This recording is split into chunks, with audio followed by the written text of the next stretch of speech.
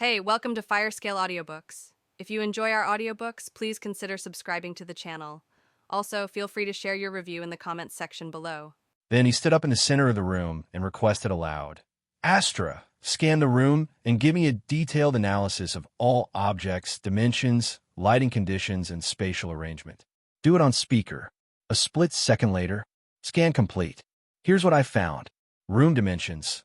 The bedroom measures approximately 4.6 by 5.2 meters, and the kitchen is 3 times 3.6 meters. The ceiling height is 2.7 meters. Bedroom. Queen-size bed with white sheets, 2 pillows, and a nightstand. A lamp is on, and an empty closet. Kitchen. Stainless steel fridge, stove, and a sink with a few dishes. The cabinets are closed, and a microwave is on the counter. Food on the counter. 4 loaves of bread, a bowl of mixed fruits, a bowl of mixed vegetables, tuna cans, soda bottles, water bottles, and cheese. Person detected. 1 human leaning against the kitchen doorframe, holding a water bottle. Appears relaxed.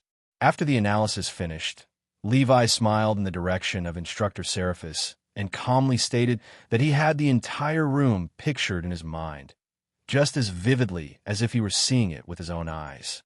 "This isn't enough. You're right." Levi tapped gently on his right ear and added, "Fortunately, my ears are extremely perceptive. I could detect any sudden change in my imagined environment. Using this combination, I can pre." Before Levi could even finish his sentence, his ear twitched. Without turning his head, he swung his arm swiftly to the side and caught a small water bottle mid-air. Then, with a casual flick, he twisted off the cap and took a sip, smiling faintly under Instructor Seraphis' impressed gaze. "As I was saying, with this combination, I can predict almost anything, as long as my ears can pick it up." While Levi wasn't planning to rely on this technique after becoming a daywalker, he had used it constantly ever since losing his sight. It had helped him survive. The only downside was the insane energy consumption. Each scan drained the device's battery like a parasite, forcing him to use it sparingly and smartly. That's why he never used it if his brother was nearby. He didn't want to end up stranded with no battery left in emergencies.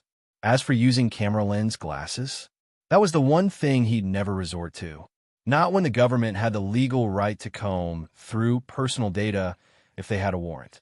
Of course, Instructor Seraphis had no idea about this, and since Levi was technically telling the truth, he couldn't detect anything suspicious. I have to admit, it still seems nearly impossible to cross the gauntlet of Titans using just this method. But I'm not closed-minded. I know some people are born or forged with special talents even without a contract. Instructor Seraphis smiled. "I like to think that the Holy Heliodor region has one of those rarities, too." If Levi had shown signs of having signed a contract beforehand, that would have been the first red flag in Seraphis' mind. But like Feng Ling, Lord Idris, Levi's friends, and practically the entire world, he had utmost faith in Willow Grove's spiritual field. In their minds, if Levi had signed a contract already, the tattoo would have flared like a lighthouse the moment he stepped inside the tree, exposing him instantly. If even Tier 8 Nightcrawlers couldn't sneak past its perception, there was no way a blind kid would. "So, does this mean I'm allowed to continue in the assembly?" Levi asked, his voice calm but hopeful. "I don't see why not. You have a valid recommendation letter. Technically, you haven't broken any rules even if you signed up wearing an ankle monitor." Instructor Seraphis confirmed. "Thank you." Levi exhaled quietly, but the relief was clear in his voice. Though he didn't show it outwardly, the fear of being disqualified had been clawing at the back of his mind since the start. He always feared that the assembly's overseer would throw him out the moment his condition was discovered. And when he first laid eyes on Instructor Seraphis, he genuinely believed that might happen. Luckily, things turned out differently. "If you'd like to improve your chances of being signed, I don't mind letting you retake the light affinity trial at the end. This time, the test will target your body directly for a proper read." "I would like that very much." Levi's smile grew, his shoulders loosening. He knew that a retake wouldn't change everything, but it might help. Even a small improvement could shift perceptions. Levi had no intention of revealing his full truth to the public, so every edge counted. Then it's settled. Instructor Seraphis tapped the doorframe twice and started walking toward the window. Just before stepping out, he paused, his voice turning firm but gentle. Whether you get signed or not, just know that I'm proud of you for trying to change your life. I don't know how you survived a decade under the company of Nightcrawlers, but I respect you for not giving in to their whispers. I know more than anyone, it wasn't easy.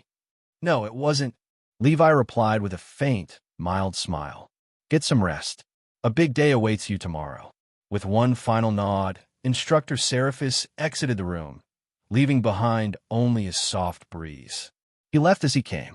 Levi remained seated for a few minutes in Arthur's room, doing nothing in particular, just existing, staring into the darkness with a reflective silence. What a day, but at least it ended on a good note. Eventually, he rose and returned to his own room. As he opened the door, he was greeted by chaos, the kind of chaos that only friends could create. The sounds of laughter, shouting, and a heated card game welcomed him in. While he couldn't see them, their noise was loud enough to reach every corner of the apartment complex. No one dared to tell them to quiet down. Not when 4 of them were in the top 10, and the 5th was top 20. Their weird little squad, the group everyone laughed at during the first day, had now become the strongest team in this year's assembly. Meanwhile, inside one of the nearby rooms, Demetrius was seated alone, scrolling through the trial highlights on his tablet again, jaw clenched, until a sharp buzz jolted him out of his thoughts. Incoming call, Big Brother. He picked it up without hesitation. What, David? I'm not in the mood. There was a pause, then Mantis dropped the bomb straight away, without bothering to greet him either. Levi Larson is blind. Demetrius blinked. What? He's blind, Mantis repeated, slower this time. No eyes. Covered it too well. But I know. I saw him in the harrowing forest, and he was blinder than a bat with its ears cut off. Demetrius froze. He wasn't the type to believe such craziness, but coming from his big brother made him incapable of going against it. Still, that doesn't make sense, he murmured, standing up as though it would help his mind process what he just heard. He ran through the gauntlet. Did you see him slide across the lake? Dodge the damn weight traps. Land that staff throw. Yeah, I saw everything, Mantis growled. And that's what makes it worse. Demetrius ran a hand through his hair, pacing the room. You're saying you did all of that, blind? Yes, but don't overthink it, Mantis said. Now you know the truth. Which means if you want to get rid of him, it's easy. Demetrius narrowed his eyes. What do you mean? Just tell the instructor. Use the rules. Say he's a danger to the others, that someone blind shouldn't be in an assembly like this. Mantis's tone was calm, matter of fact. The moment you turn it into a security risk, the instructors have no choice. They'll either suspend him or expel him for safety reasons. Demetrius didn't reply. He sat down again, staring blankly at the wall. 100 thoughts swarmed his mind, but one stood above the rest. This wasn't a kid with a lucky run anymore. This was a ghost. A threat. Mantis waited, then finally said, I know you want a way to take him out. Now you have it. I'll think about it, Demetrius murmured. Don't take too long or choose wrong. You are our family's last hope to make a name for ourselves. The Bane lineage needs to rise at any cost. Keep it in mind, brother. Click. The call ended. Demetrius stared at the black holographic screen. Blind, and he still outshone me. His breath grew slower, calmer, but his gaze, it burned. Snitch? Me? To get rid of a blind mongrel? Demetrius uttered coldly, I will ruin him in the trials. I will show everyone the only star in this event is me. All candidates were summoned outside the apartment complex and marched to a sealed, industrial-looking building that resembled an old factory. Its yellow walls stood in contrast to the green surroundings, and its glass ceiling glistened under the daylight. An observation point for the Nightcrawlers. Instructor Seraphis hovered above them, as always, stoic and authoritative, forcing everyone to stand straight like cadets under inspection. The sky above quickly darkened, not with clouds, but with hundreds of watching eyes. Nightcrawlers began tuning in one by one, each of them more unsettling than the last. Eyes of all shapes, colors, and eerie designs peered from the void, fixed solely on the candidates below. "I hope you've had a good night's rest," Instructor Seraphis declared. "Your brain will need it." He clapped once, and the massive entrance doors of the factory groaned open slowly. Gasps echoed from the crowd. Inside lay a series of elven corridors lined one after the other. Elegant, carved, mystic, completely unexpected. At the far end, linking the halls together, stood a giant wooden statue shaped like a wyvern. Wings outstretched, maw open, and an aura of ancient wrath carved into its features. Its details were dulled by age and material, but the sheer pressure it emanated was unmistakable. Just like every time I've overseen a contract ritual assembly, I've left behind a small gift, paid for from my own pocket, as an incentive to give it your all, Instructor Seraphis announced. The candidates didn't react much. They had heard of this tradition before. His gifts were always difficult to claim, and not once had anyone succeeded. But then, everything changed with his next words. "This year, the gift is hidden in the trial of intelligence," Instructor Seraphis continued. "It's the sealed wyvern." He pointed toward the totem at the end of the corridor. A Tier 2 nightcrawler from the arrow wyvern species. Anyone who manages to free it will take it home as their personal night mount. Gasps, silence, then a wave of electric excitement washed through the candidates. Whoa, a flying Tier 2 nightcrawler as a starting night mount. Instructor Seraphis sure knows how to spoil his candidates. Spoil? Spoil my ass. The last time he hid a B-grade assault totem in the trial of combat, no one found it. Lol, I remember that day. The candidates almost fainted from shock after finding out that the assault totem was always used as decoration at the front gate of the apartment complex. The viewers' sentiments were shared by most candidates. While everyone could be seen salivating to own the wyvern as a night mount, they knew deep down their chances were even worse than last year's candidates. That's because the trial of intelligence was one of the hardest ones to pass with good marks, unless the instructor made it easier for them. Sadly, Instructor Seraphis wasn't one of them. Rumble, rumble. Suddenly, walls started emerging inside the corridors, splitting each one into 4 sections, leaving the candidates to stare at a closed door leading to the first section of each hall. Welcome to the Hall of Silent Totems. There are 11 halls for 11 candidates starting at once. Each candidate will be tasked with finding the correct incantation of the hidden totem in each section of a hall. The clues needed will be presented in each section differently. The difficulty and complexity of the incantation will increase with each section completed successfully. Each group will have half an hour to complete the Hall of Silent Totems.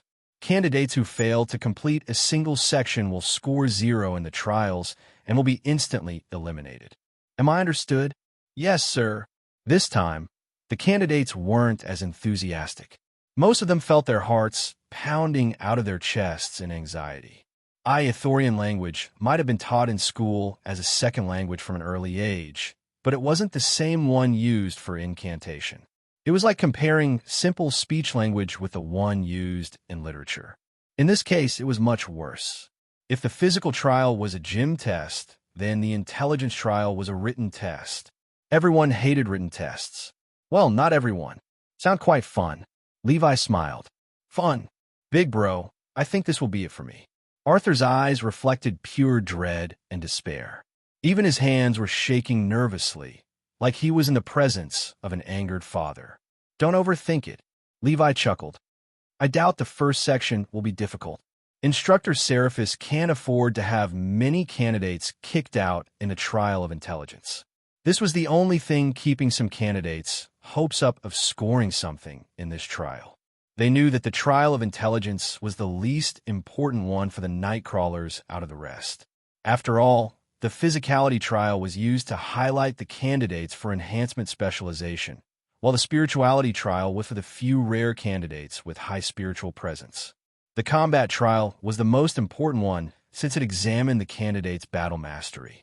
As for the intelligence trial, while no one said that having great intelligence wouldn't be good in combat or just day-to-day scenarios, as long as a candidate wasn't a brainless zombie, most night crawlers wouldn't care. Alas, such thoughts evaporated from everyone's mind after Instructor Seraphis presented them with the rules of the challenge on a massive holographic screen. There were only 2 rules, but they were enough to sink the hearts of many candidates. // Silence is absolute. Only the correct incantation can be spoken. If any other incantation or word unrelated to it is spoken, the displayed totem changes. Astra AI and holograms. They can be used, but she must not be asked about information related to totems. // Mama, bless me with some of your intelligence, or your boy is screwed. Arthur immediately looked into the heavens with moist eyes, feeling like he was about to step into his grave. Hearing his brother's woes made Levi's heart a bit restless, as he knew that Arthur wasn't reliable in such challenges that required brain power. He always allowed his nervousness to get the best of him, even if the question was simple and he knew the answer beforehand. While Levi had kept tabs on his studies when he moved to the Bloodhunters Agency and noticed a great improvement, he couldn't leave his elimination to chance. The instructor said that the displayed totems would change if the incantation was wrong, but he hasn't added a rule that limits the changes. Levi analyzed the challenge deeply. Did he forget about such a detail? It can't be. He has spent months preparing for these challenges. He would never leave such a loophole. The fact that Instructor Seraphis had planned for a hidden challenge in the physicality trial made it even harder to accept. Unless, suddenly, Levi's eyebrows rose a bit as he glanced at Instructor Seraphis' spiritual aura. He was occupied with preparing the groups, but he still felt Levi's spiritual gaze. When they noticed each other, a similar faint smirk broke off their lips. How shrewd and kind. Levi chuckled inwardly as he nudged his brother, attracting his attention. Then, he told him what he needed to do if he was stuck in an impasse. He kept it at this, not wanting to go over details to avoid displeasing Instructor Seraphis, but it was enough to restore some color to Arthur's face. After the groups were decided, Levi found himself paired up with Nura, Demetrius, Celine, and a couple more high-rank candidates. Arthur, Jojo, Melissa, and Ryan were split into different groups. They were ordered to gather with their group members and wait for their turns. His group was the most stacked one, which attracted the night crawlers and viewers' utmost attention. Levi didn't know if Instructor Seraphis did this on purpose to blaze the competition between them or not, but he could feel Demetrius' piercing eyes at the back of his neck. Demetrius didn't leave it at that. He approached Levi from the back and whispered near his ear, "Your time to shine was yesterday. Ithorian language is my first B*TCH, and you will be the second. I don't think there's a need for such foul language."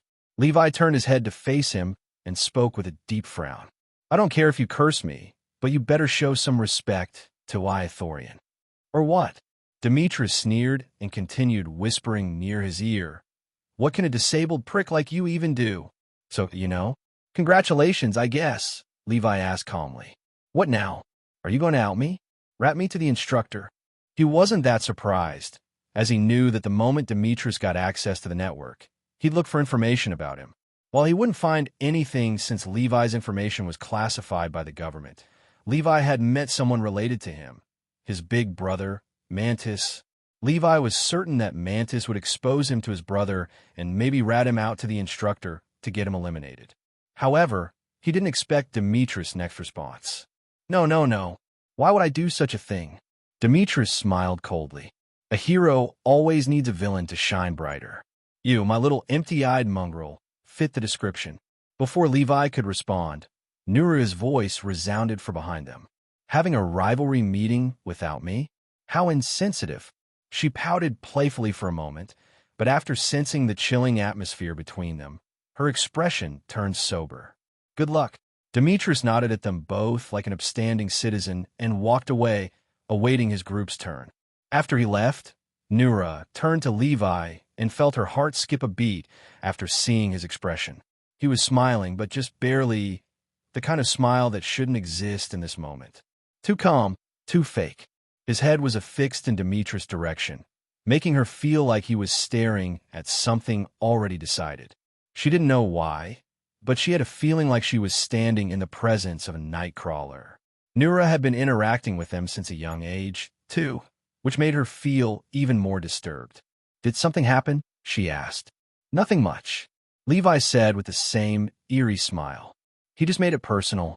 Levi's patience was near saint level, and he had no problems with being bothered, cursed, ignored, or whatnot. He always smiled at such petty problems, believing his energy should be focused on bigger issues. But when someone made fun of his condition and meant it as an insult, nothing else mattered besides restoring balance. He had gotten too much crap for over a decade by nightcrawlers about his condition, and he always retaliated back with words, knowing that he couldn't do more even if he wanted to. Now that it came from the mouth of another human, Levi would never let it slide, especially when his condition was related to his parents' death. Before Nura could ask him for details, Levi gave her a polite head nod and walked to an empty area. Group F, kick off the trial. Following instructor Seraphis' order, Arthur and 9 more candidates walked towards the 10 doors. Some were nervous, some were focused, and some were chilled. A few candidates had prepared for this trial for years in advance. Kathum.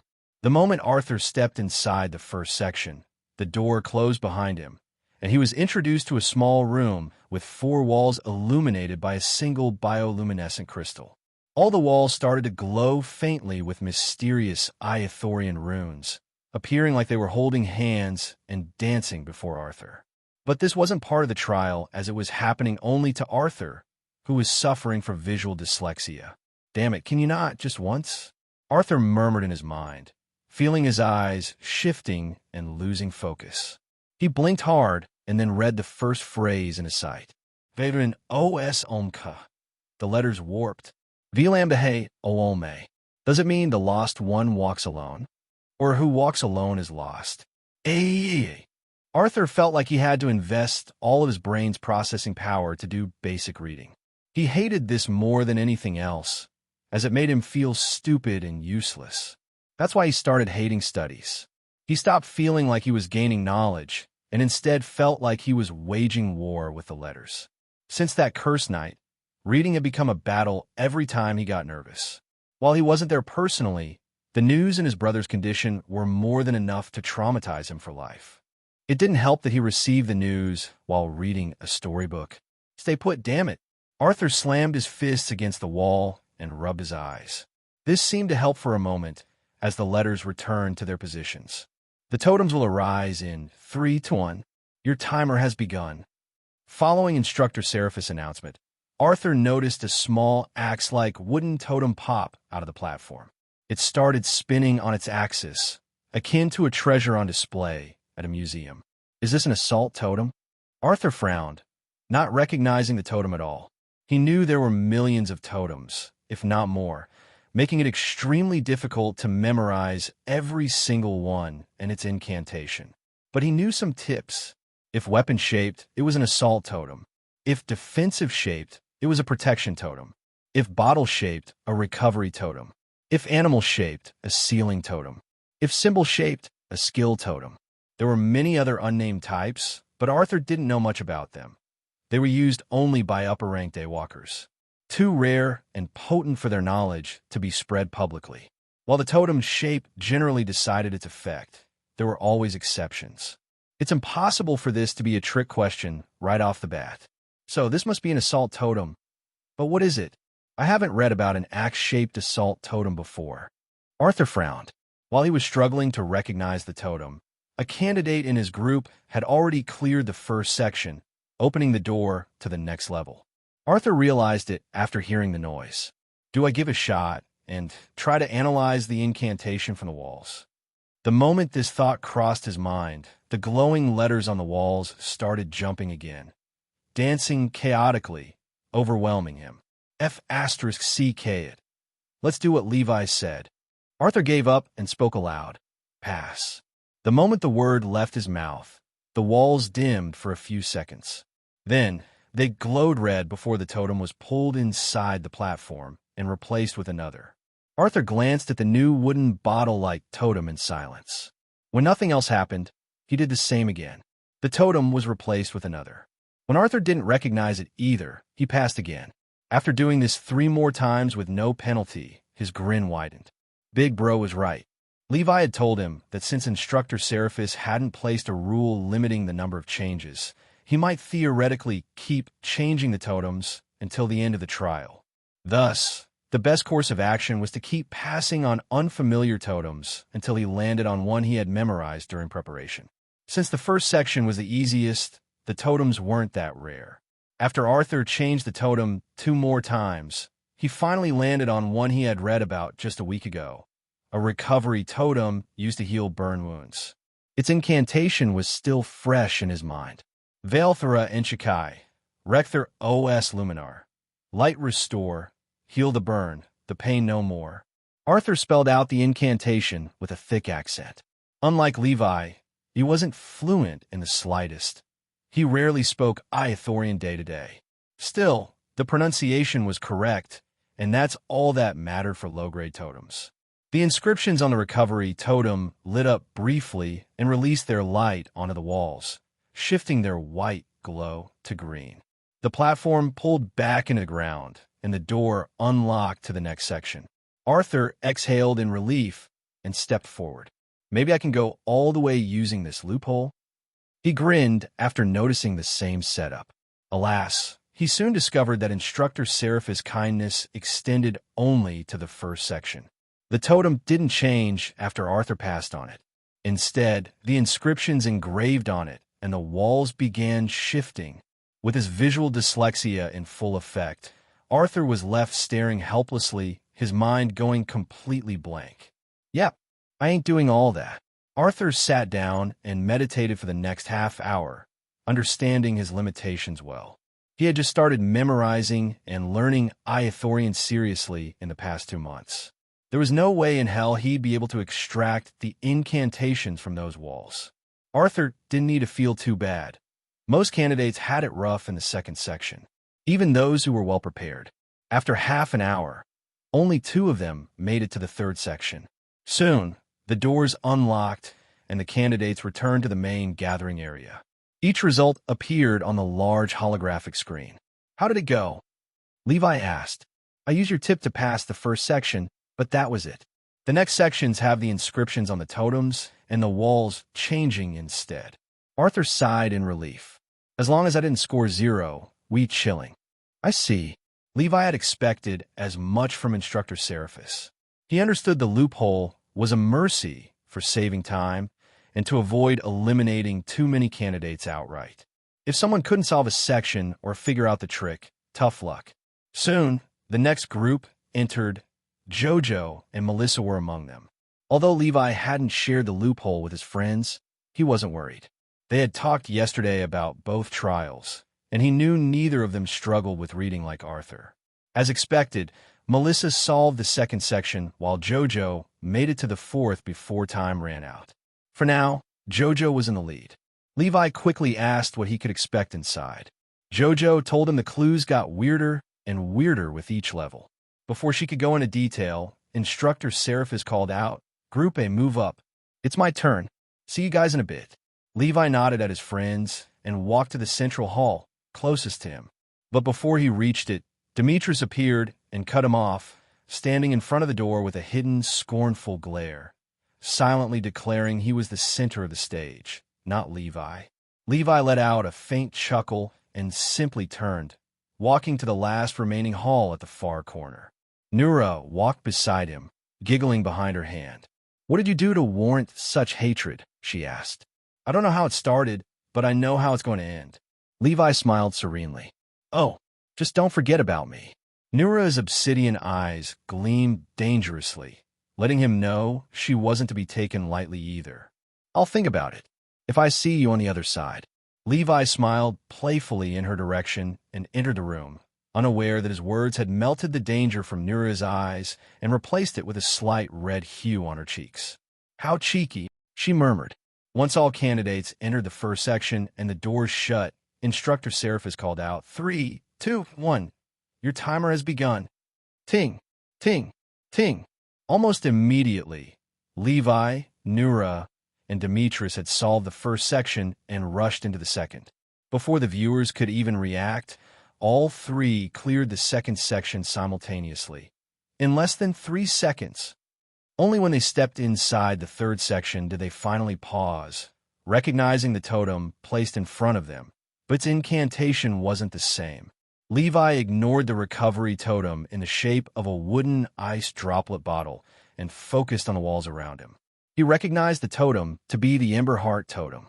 It was a grade C recovery totem used to cure any diseases or wounds related to coldness, frostbites, cold heart, lung freeze sickness, and more. It was quite an unknown totem as it wasn't included in the school's curriculum in hot places like their region. On the other hand, it was taught in schools in overseas winter regions. The fact that Levi had recognized it should have been enough to pass him this section, since it implied that he had read about totems outside of his region. However, Instructor Seraphis had already given them a free section related to memorization to earn them free points. I have to rely on Astra's services in public. Levi nodded twice without saying anything. Yet, Astra AI recognized that he wanted her to scan the walls and feed him with their content. He did this to avoid speaking out loud and ruining his progress. Levi could use sound waves to paint a much clearer picture and accelerate his progress, but he didn't want to waste unnecessary solar energy. He was still on day 2, and he had already burned through 40% of his tank. Levi knew that his echolocation ability would be a must during the combat trial. But most importantly, he is really relying on Astra's services. Instructor Seraphis murmured, "How is he supposed to remember everything she is saying without noting it?" Instructor Seraphis was keeping a close eye on Levi as he was curious about his means to pass this trial. It wasn't an everyday scenario to have a blind candidate coursing through the challenges. When he saw how Nura and Demetrius were using many holographic screens to help them organize their thoughts, he didn't know how Levi would be able to match their speed. The fact that Levi wasn't using holograms was starting to draw the attention of the viewers and Nightcrawlers. Is he really that confident in his memory? Even if he is confident, why waste time with mental gymnastics when holograms are allowed to facilitate the work? Maybe he is growing complacent. I have seen it happen too many times. Whether the Nightcrawlers or the viewers, no one understood what Levi was attempting to pull with this foolish stunt besides wasting his time. Only Ashkral, Shia, and the others with knowledge of his disability knew that it wasn't up to him. Uncaring about anyone's opinions, Levi was seen brainstorming on the answer for the right incantation as he listened to Astra's narration of the clues. There are too many fake clues unrelated to the subject. But at the same time, I can't make Astra prioritize information related to the totem. Levi knitted his eyebrows as he listened to the barrage of unnecessary info dumps used to throw off the candidates with no idea about the totem's origin. While Nura and Demetrius could use their eyes to scan their walls and make an educated judgment, he was stuck like this unless he found a way. Ting! Ting! Suddenly, the bells on Nuria's and Demetrius' doors rang, attracting everyone's attention. When they saw that they had already cleared the third section and went inside the fourth, the viewers cheered at their insane speed. They found the answer that fast.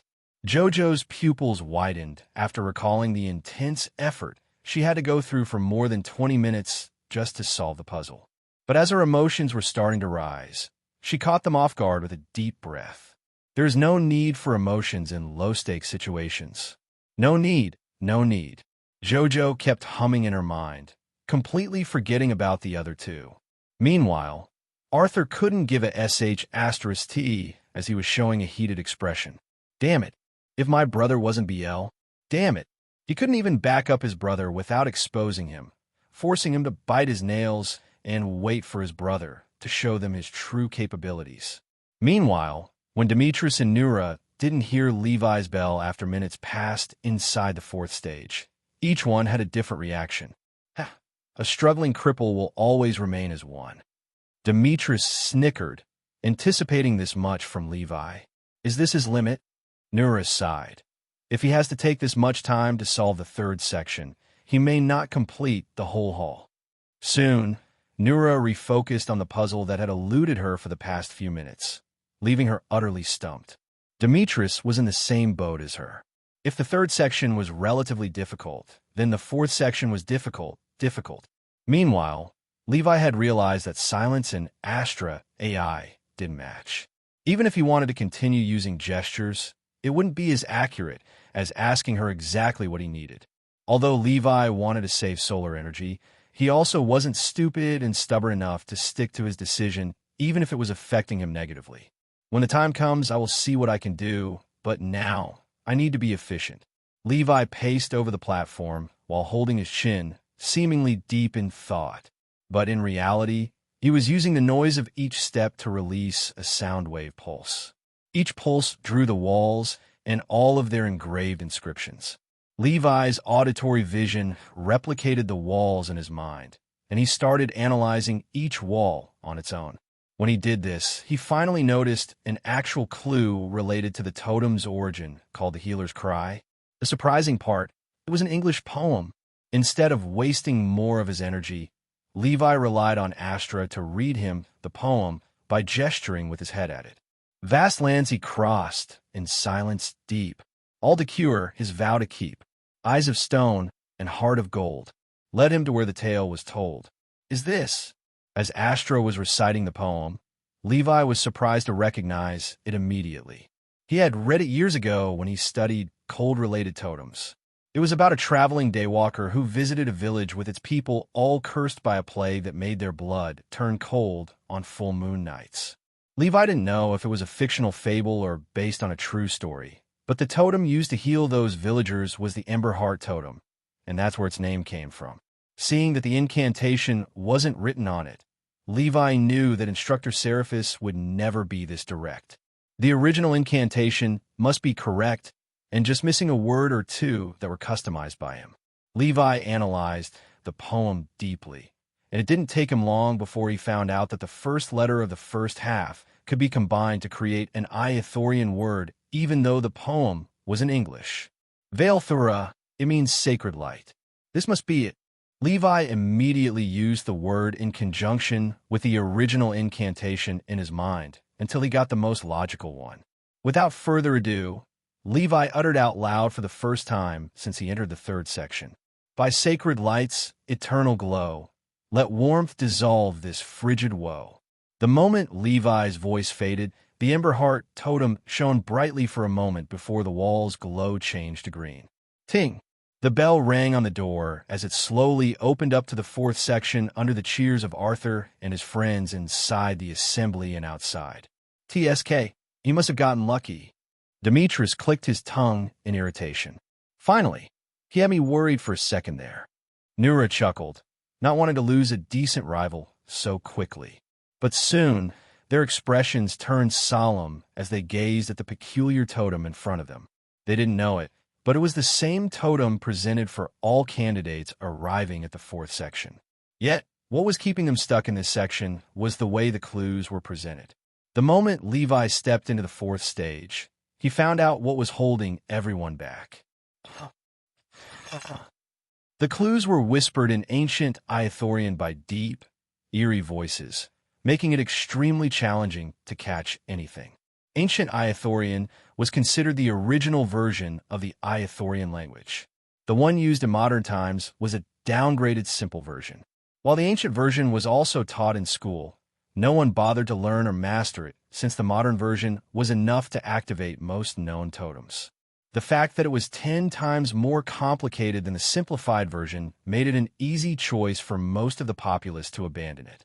Nura and Demetrius had studied some of it, but clearly it wasn't enough as they were still struggling to understand the clues, especially when the pronunciation was very important to distinguish a word from another, and they were getting the clues by whispers. Meanwhile, the moment the ancient eerie voices whispered in Levi's ears, he heard them as clearly as a summer noon sky. Welcome to my world. The totem was shaped akin to a P letter mixed with a lightning bolt design, appearing as such. After listening to Astra's description of it, Levi recognized it swiftly. Small rune of destruction. He pondered while listening to the eerie voices. Is this a high-grade skill totem with destructive properties? Levi knew that skill-based totems were shaped as runes indicating their main effects. They were used to contain abilities mostly unrelated to sunlight, such as lightning strikes, fireballs, hurricanes, invisibility, flight, and such. It was like sealing the night crawlers / daywalkers' innate abilities into totems for one-time use by other people through incantations. Each Iothorian rune was connected to nature's element in one way or another. In the case of this totem, its rune was called the Small Rune of Destruction and was one of the most prominent runes in any incantation needed to activate a destruction-based totem. While knowing about it did limit Levi's hunt for answers, it still wasn't enough. This rune is in tens of thousands of totems, and those are just the known ones. Levi held his chin. Instructor Seraphis knows that it's near impossible for rookies like us to extract the real incantation of such a vague totem from mere clues, especially in less than half an hour, which means Levi tuned out all the noises around him, focusing purely on the whispers. They turned into clear voices speaking about different interconnected topics. The first whisper spoke about a ruined, apocalyptic world where hellfire reigned everywhere. The second one was about a witch getting burned at the stake. The third one told a tale of a man betrayed by his friend and pushed into a deep pit of flames. The last one discussed a corrupt officer who was boiled alive as punishment. All of them were spoken in rhythm akin to incantations. Levi had no clue if those whispers were real or just Instructor Seraphis' imaginative creations, but he recognized that all of them were connected through fire. It was the only recurring theme. As for wondering if one of those whispers was the real incantation, Levi wasn't that foolish to consider such an easy solution as the correct one, especially not in the last section of the trial. It's a fire-based skill, Levi thought. This reduces the number of possible totems, but there must be more to the clues. Levi revised the clues and analyzed them thoroughly, not skipping even a single pronunciation of each letter. When he did this, he soon found that the Small Rune of Destruction was used in every single whisper, but in different words. Although he knew that it was a popular rune, he believed that the instructor wouldn't put it in those specific words unless there was something hidden there. As expected, his eyebrows rose a bit after he used the words together, discovering that it gave him a few possibilities for creating incantations. Rupture while drawn world, spit, hellfire, what before let courier. Levi thought, I only have one chance to create the true incantation. If I use the wrong one, the totem will be changed. Levi revisited the clues one last time, understanding that this was a trial of intelligence, not a trial of assumption. In simpler terms, all the answers must be buried in the clues. The word order is in the sequence of the whispers. After listening to them repeat one last time, Levi swiftly found out that the words were linked to the story's core, and if he lined them up in the same order, he would get a perfect incantation. Fully trusting in the logic behind the clues, Levi walked past the totem and stood in front of the door. This attracted everyone's attention, but no one thought much of it. They had already seen how much Demetrius and Nero were struggling with the puzzle, and after witnessing how long Levi took to complete the third section, none of them expected him to outpace the others this time. However, just as they were about to switch their focus back to Nero and Demetrius, their ears picked up on Levi's serene voice, uttering softly, "Rupture, world, and spit your vile core. Let hellfire drown what came before." Under everyone's stunned looks, the inscriptions on the totem lit up from the bottom with a red hue until they reached the top. Then, it released a gentle pulse of energy and started floating towards the giant keyhole on the door. Since it was shaped as, it looked just like any other key, twisting to the right and opening the door at last. Ting! The bell rang once, waking up everyone from their stupor, just to find Levi already facing the giant sealed wyvern totem. The candidates were left staring at Levi's back in disbelief after all the doors were unlocked, giving them a thorough view of the other side. When they noticed the update on the holographic screen above them, their eyes widened even more. / candidate, Levi Larson. Status, finished. Trial performance breakdown. First section, 2 seconds grade, SSS. Second section, 5 seconds grade, SSS. Third section, 3 minutes grade, S. Fourth section, 2 minutes grade, SSS plus. Total time, 5 minutes and 9 seconds. Final score, SSS. Overall placement, undecided --//.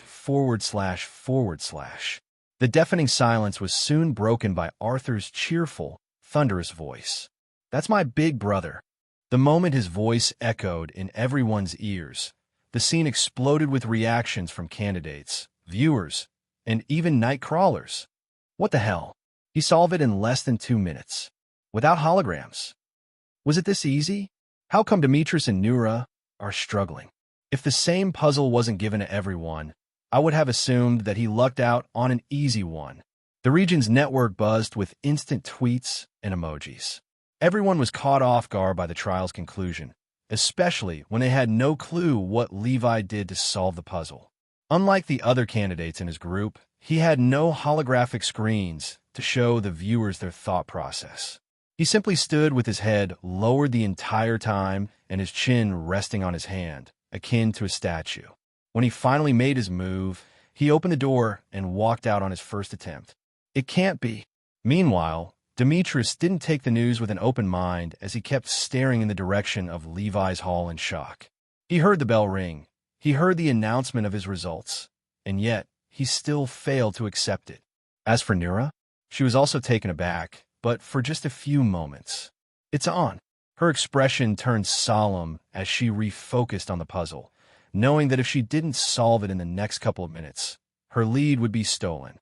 However, the hall's roofs were open and no one really was banned from talking. Not even the night crawlers. This had affected her ability to listen to the whispers even more. It was like a fading breeze passing by her ears, and she needed to catch it at the perfect moment or it would be gone, waiting until the next cycle repeated. How the hell did he solve it so fast? Does he have superhuman ears or something? She frowned. Uncaring about their struggles, Instructor Seraphis addressed Levi with a faint smile. "You still have 20 minutes more or less.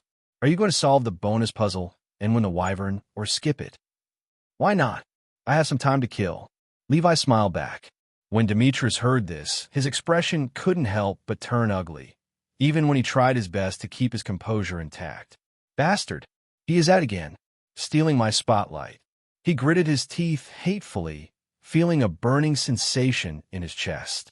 Ever since he was young, he was thrown into the spotlight by his big brother and parents after they found out that his light affinity was on the better end. When Mantis announced it to the Sunstrike Agency, they took him in and trained him with the Daywalkers at the age of 10. He became everyone's little brother and was showered with attention, gifts, and praise. Since his talents were shown to excel in other departments too, everyone kept telling him that he had a good chance of becoming a governor, a position given to only solar-bound Daywalkers with the best achievements in the region. After being raised in this environment, Demetrius always believed himself to be the greatest talent in their region and was waiting, preparing for this very significant day. All for the sake of putting out the greatest debut performance in the history of the Contract Ritual Assembly. But as he listened to the distant chatter of the candidates, hearing Levi's name popping more often than his own, this dream, this fantasy of his, was crumbling to pieces. No, no, no, no. I refuse to fade into the background. I refuse to have my destiny rewritten by a blind cripple. I refuse. Demetrius' eyes turned bloodshot as he refocused on the puzzle in hand, but his thoughts were too consumed with Levi's to concentrate properly. But Demetrius didn't seem to care less. The moment his ears finally captured a resemblance of an incantation, his eyes shone in excitement. He believed that if Levi could solve it this quickly, it only means that the puzzle was hearing the incantation. Alas, ash to ash, dust to air, now my soul is everywhere. Silence. What came next was utter silence. A moment later, the totem was pulled into the platform and replaced with another, taking the shape of a different rune. Even the whispers changed, leaving Demetrius to stare at the now-shut door with quivering, half-opened lips. It was like he wanted to object, to take back what he had done, but the words refused to leave his throat. He struck out, and the fact that he did it under national TV made his unsettled heart sink to the bottom of his stomach. While he wasn't used to this vile, shameful experience, Demetrius still managed to recollect his emotions with a deep breath. Forget about him. Forget about the spotlight. Forget about everything. He narrowed his eyes coldly. I will deal with him later. For now, I must pass this section and contest the wyvern. No one deserves that night mount more than me. No one. While Demetrius was in his own world, Levi was seen walking around the giant wyvern wooden totem, using the same technique to scan its surface. It was filled with runic inscriptions and symbols, making it resemble a work of art. Unlike most totems, the sealing type was known to have unique, customized incantations for each one. While assault, protection, recovery, and such totems usually had a fixed, known incantation, the sealing totem was used mostly to seal nightcrawlers. Some used those nightcrawlers as mounts, in farms as security guards, or even pets. Thus, a uniquely personal and hidden incantation was used for each totem to ensure that no one would steal them. That's because sealing totems were destroyed after each activation, forcing the owner to seal the nightcrawler in another. If the incantation was known to another person, they could easily steal the nightcrawler by sealing it using their own totem. In simpler terms, incantations were used as passwords, and one must protect their password at all times to keep their assets in place. In Levi's case, he needed to find the personalized incantation, which had no relation to history, origin, or anything. The only clues he had were the millions of inscriptions on its body. Instructor Seraphis knows that it's impossible to find the real incantation from scouring the millions of inscriptions in less than 20 minutes.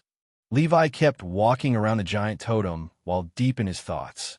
20 minutes was in my case. In reality, Nura and Demetrius won't be able to find the answer in less than 10 minutes.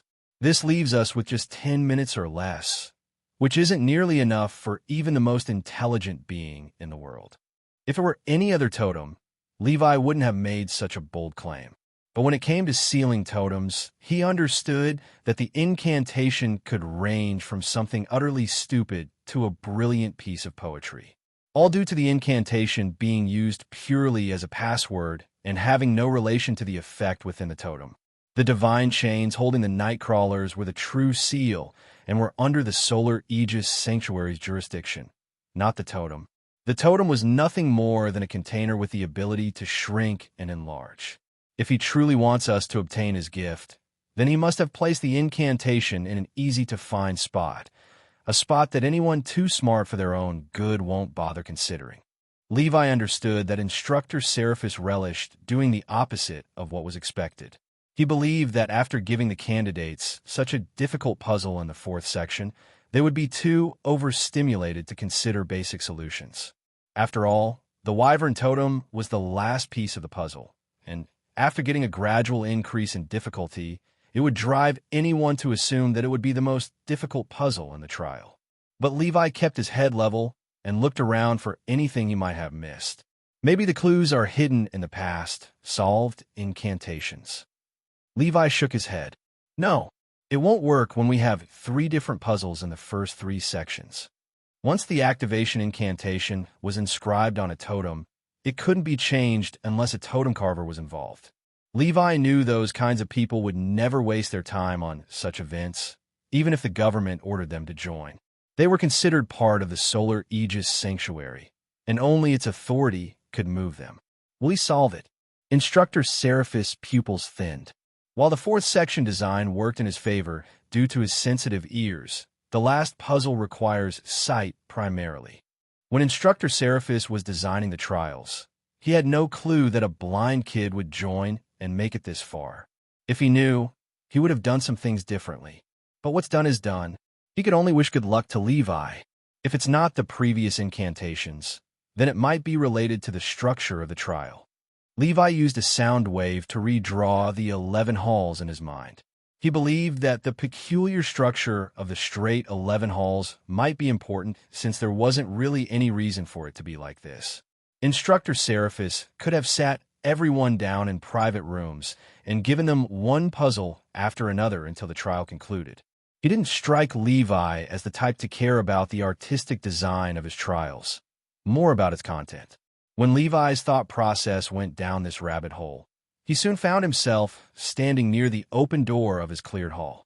As he touched it with his palm, his fingers slipped inside the central keyhole and touched the totem affixed inside it.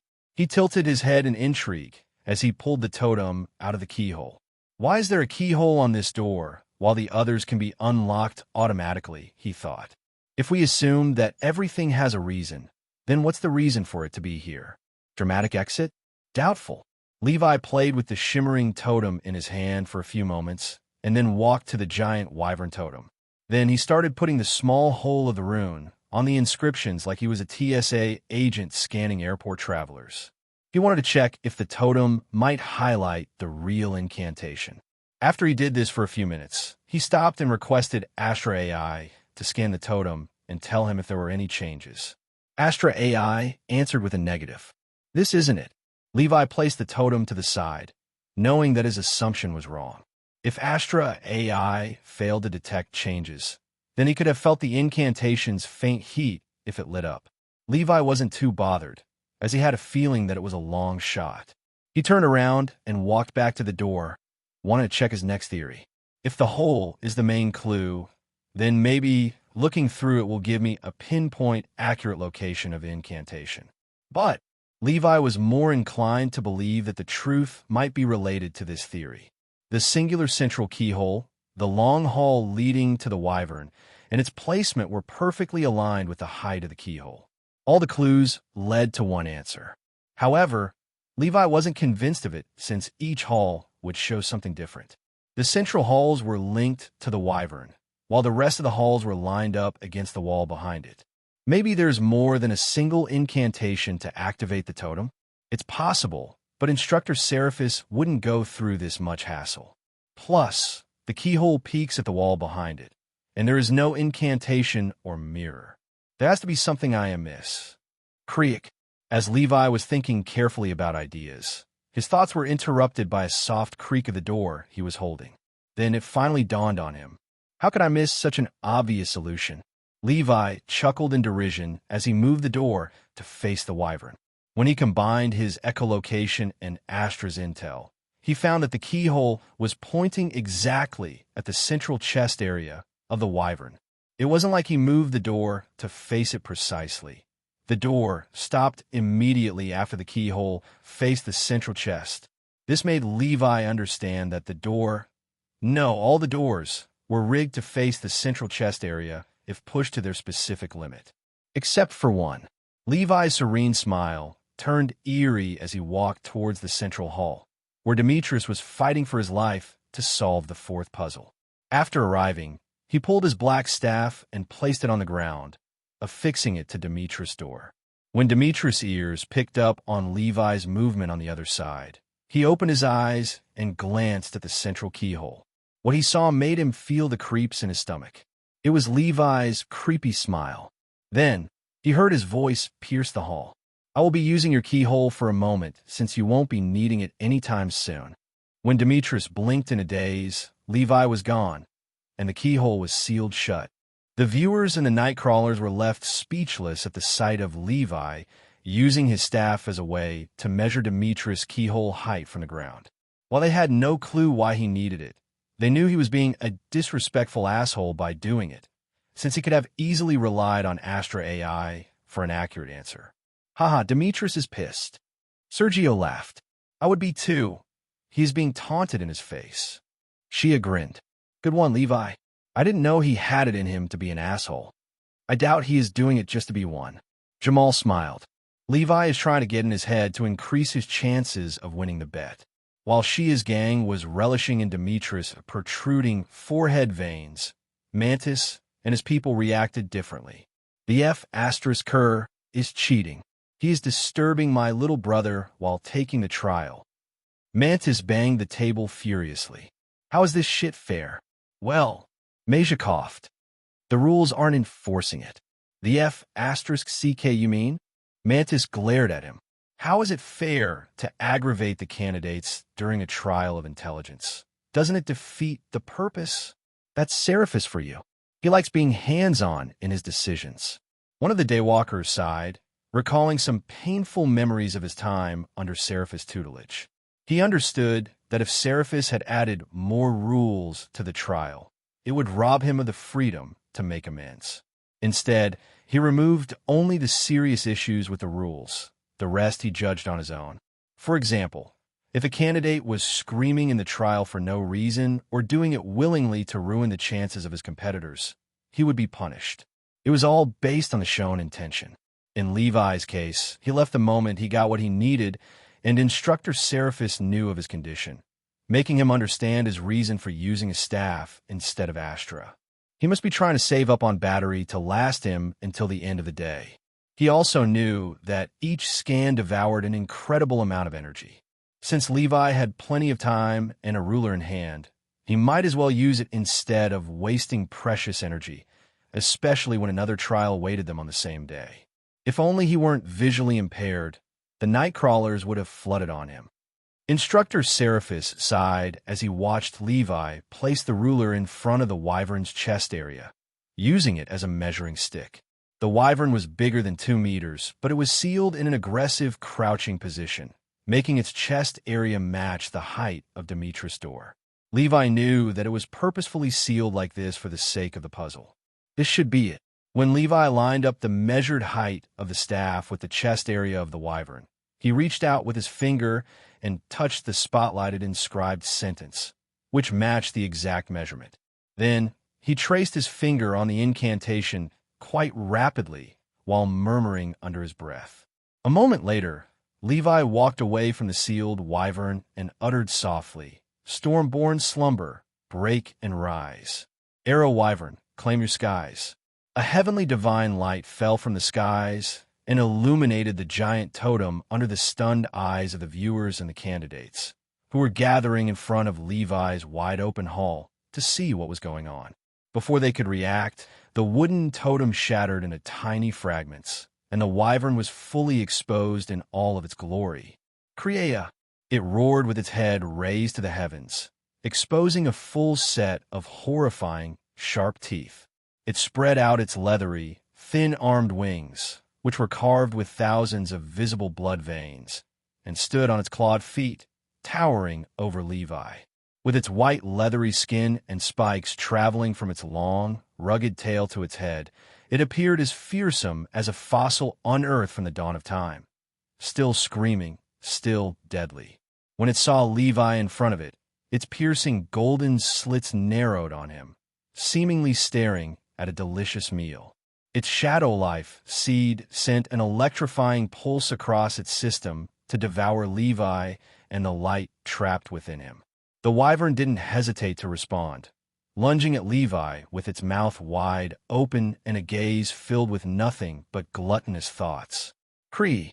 Yet, Levi didn't even flinch, maintaining the same unprovocative smile. He wasn't faking bravery to look cool, as he knew that the wyvern would never touch him. As expected, a golden chain manifested on the wyvern's neck and forced it to lie on the ground the moment its mouth was a mere meter away from Levi. Cree! Although it was put in a crippling pain, leaving it seizing on the ground, it was still growling ferociously in the direction of Levi. "What do you think?" Instructor Seraphis asked with a faint, playful smirk as he held onto the golden chain of the beast. "It's a feisty one." Levi chuckled. "Can you handle her? You know that once it registers under your name, she will be your responsibility." Instructor Seraphis warned coldly. "If she were to harm a civilian or such, you will be punished according to the laws." "Yes." "Well then, she is your problem now." Instructor Seraphis threw a small wooden sphere in Levi's direction, and Levi caught it without bothering to lift his head. "You know how to use it? Who doesn't?" Levi smiled and threw the wooden sphere in the direction of the wyvern, while murmuring the same incantation. The moment the wooden sphere touched the wyvern, it shone brightly for a split second, and then it melted on its skin.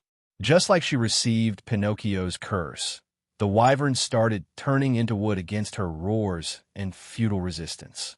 In a few seconds at most, the wyvern turned into a wooden statue in the same position she was sealed. But this wasn't all. The wooden totem started to shrink bit by bit until it turned into a 10-centimeter wyvern figurine. Levi walked to the wooden totem and collected it with a satisfied smile. Then he lifted his head and asked casually, "I still have 15 minutes to kill. What do you want me to do?" Instructor Seraphis' eyelids twitched, not anticipating this situation. He added the gift for candidates to kill time if they finished the trial early, but neither the fourth section nor the wyvern took Levi more than 5 minutes. Now, he still had 15 minutes, and he couldn't send him back to the candidates since he could give clues on the puzzles. Sit on the wyvern's platform and wait until the others are done. In silence, Instructor Seraphis ordered. Okay. Under everyone's speechless looks, Levi sat with one leg above the other on the wyvern's platform and started fiddling with his new toy in silence. Meanwhile, Demetrius, Nura, and the rest of the candidates heard everything and felt a burning sensation on their cheeks. The thought of Levi finishing the trial and the bonus puzzle in less than 15 minutes didn't sit right with all of them, especially Nura and Demetrius. The embarrassment of struggling this hard when one of them had flown through the trial was eating them away. They knew that the viewers had no clue about the difficulty of the last puzzle. But after seeing how Levi finished it off, they were bound to think that he was either much smarter than them or they were too stupid to find the solution as fast. Unfortunately, both scenarios painted them in a bad light. While Nura was trained as an assassin to keep such emotions contained to avoid tainting her focus, the same couldn't be said about Demetrius. It showed at the end after Nura solved the puzzle with 5 minutes remaining, while Demetrius had struck out 3 times. Beep. Time has run out. Get out and check your results. Instructor Seraphis announced, while Nura had already joined Levi on the other side. Sitting next to him and conversing about the wyvern's puzzle he solved, Demetrius' door was still shut. He was seen standing in front of it with a deadpan expression while his eyes were peeking through the keyhole, gazing at Levi and Nura talking and laughing with each other. A mere door separating them. Yet Demetrius felt like he was left behind on the loser's bench, a feeling he never experienced once in his life. How disappointing. Is this his limit? I thought he was better than this. He let his emotions get the best of him. Suddenly, the Nightcrawler's negative comments rained down on Demetrius, jolting him awake from his daze. As he lifted his head and saw their judgmental and disappointed looks, he felt like his heart was stabbed by 100 knives. No, Demetrius murmured, looking like he was trying to summon the words to defend himself. Before he could collect his thoughts, Instructor Seraphis' stern voice resounded in his mind. "Demetrius, get your ass to the back of the line. Now." "Yes, sir." When he looked around him, he found that he was the last candidate left in the halls, holding back the start of the new group. He swiftly exited the trial and glanced back at the holographic screen to see his results. When he saw the giant F grade in the 4th section, his blood went cold. Although an F grade wasn't rare in this trial, as many candidates failed to clear more than 2 sections, this was the first time Demetrius had scored anything this low. To make matters worse, Levi's unattainable score was placed right next to it, taunting and mocking him to no end. It was like Levi didn't even need to say anything. His results spoke for him. That's exactly what he did.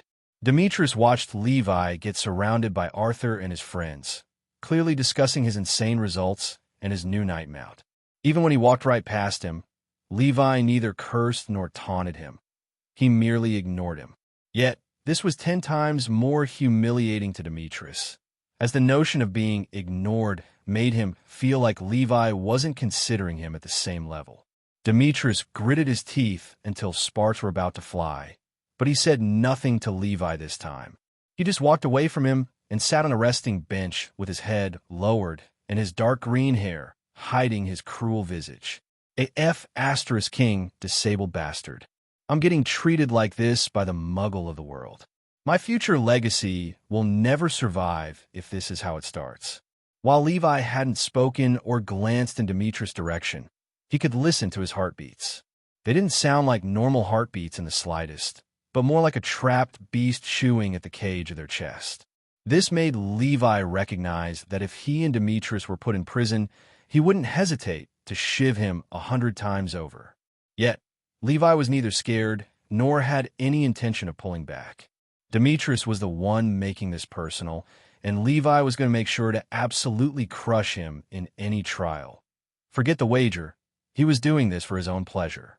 As much as Levi was chill, polite, and kind, he was still raised by an army of cruel and merciless nightcrawlers. He had no intention of taking crap from anyone, ever. Sometime later, the trial of intelligence concluded after all the groups had a taste of each section's puzzle. Melissa and Ryan scored decently, reaching the fourth section as well. Many other candidates did the same. However, none of them managed to solve the fourth puzzle. Since it changed from one group to another, even if Levi wanted to help them cheat, it wasn't possible. When these candidates made it to the fourth stage and realized that Levi had solved it in less than 5 minutes, it left them utterly stumped.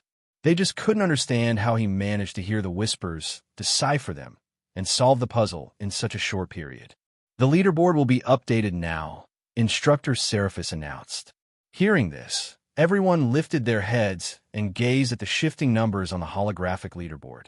A moment later, the ranks stabilized, and a new leaderboard was born. //1. Levi Larson, 902 points. 2. Nura Blackthorn, 750 points. 3. Demetrius Bain, 550 points. 4. Huda Omari, Jojo, 440 points. 5. Melissa Harper, 420 points. 6. Arthur Larson, 402 points. 7. Omar Mansour, 370 points. 8. Celine Ostris, 350 points. 9. Kira Joan, 300 points. 10. Ryan Morningstar, 287 PTS //. When everyone saw Levi's name claiming the throne, no one was surprised. But the massive gap in points between him and the second/third place did raise some eyebrows. A whole 350 points between him and Demetrius, Ryan smirked. If he wants to catch up, he needs a miracle. There are still the trials of spirituality and combat left. You must not drop your guard, Melissa warned sweetly. Just as Arthur was about to laugh at her claim and brag about his brother's insane spiritual presence, Levi pinched him, silencing him instantly. Then he told her he would keep it in mind and refocused on Instructor Seraphis' speech.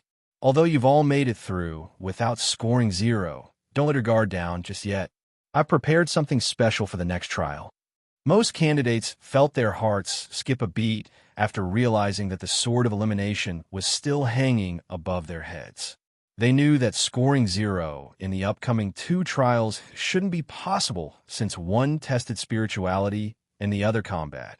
But it looked like Instructor Seraphis had other plans.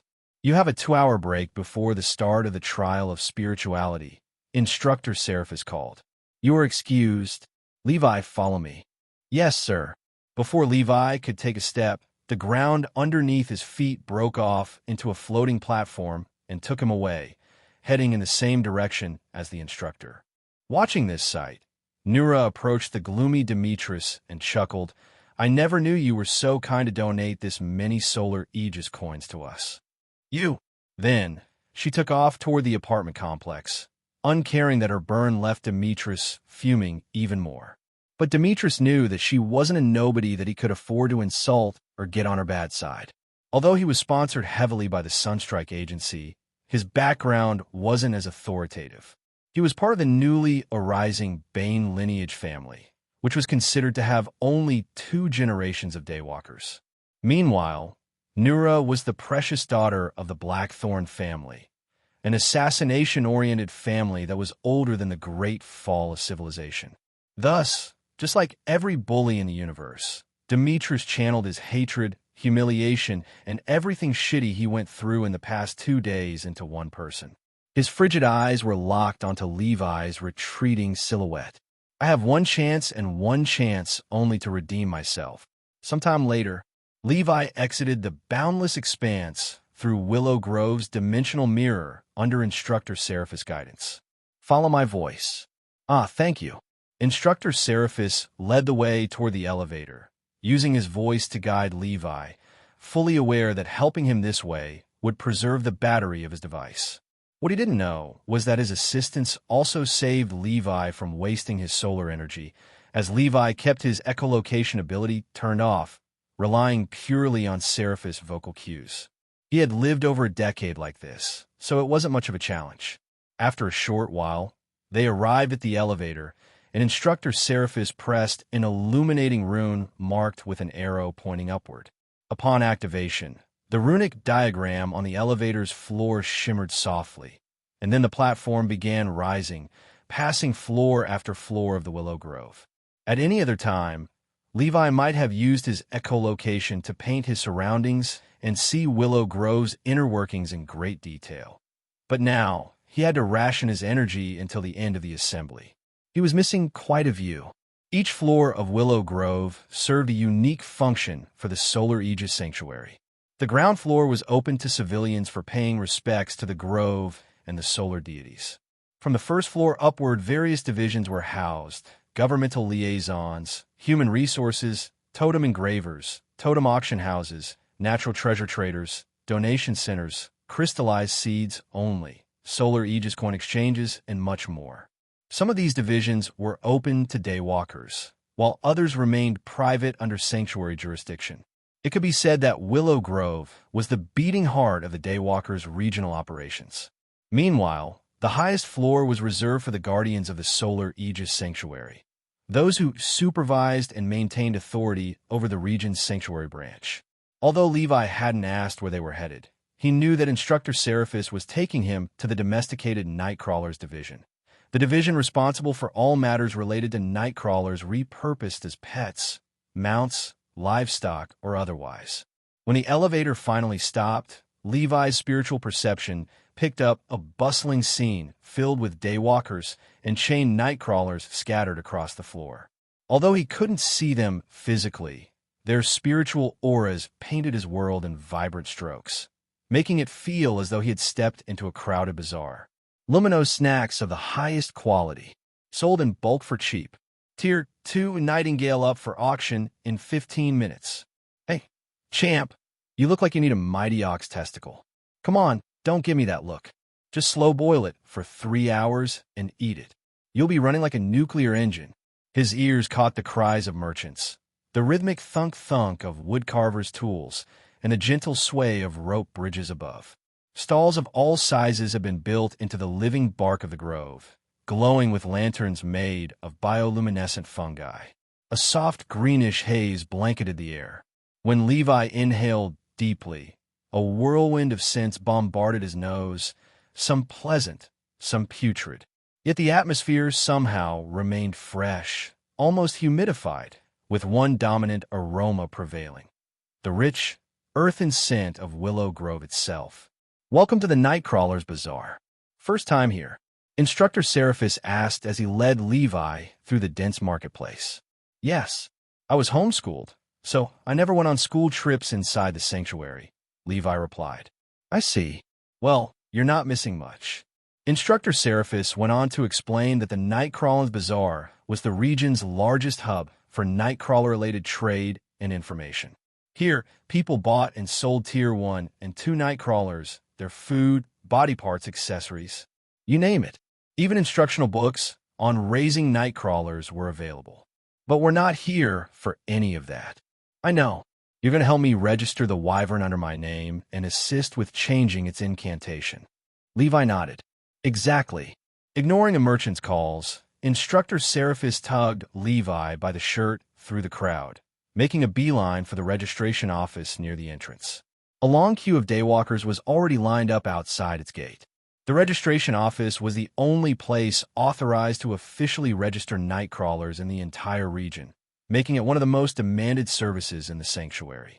Though the government handled data and enforcement, the chains and registration fell solely under sanctuary control.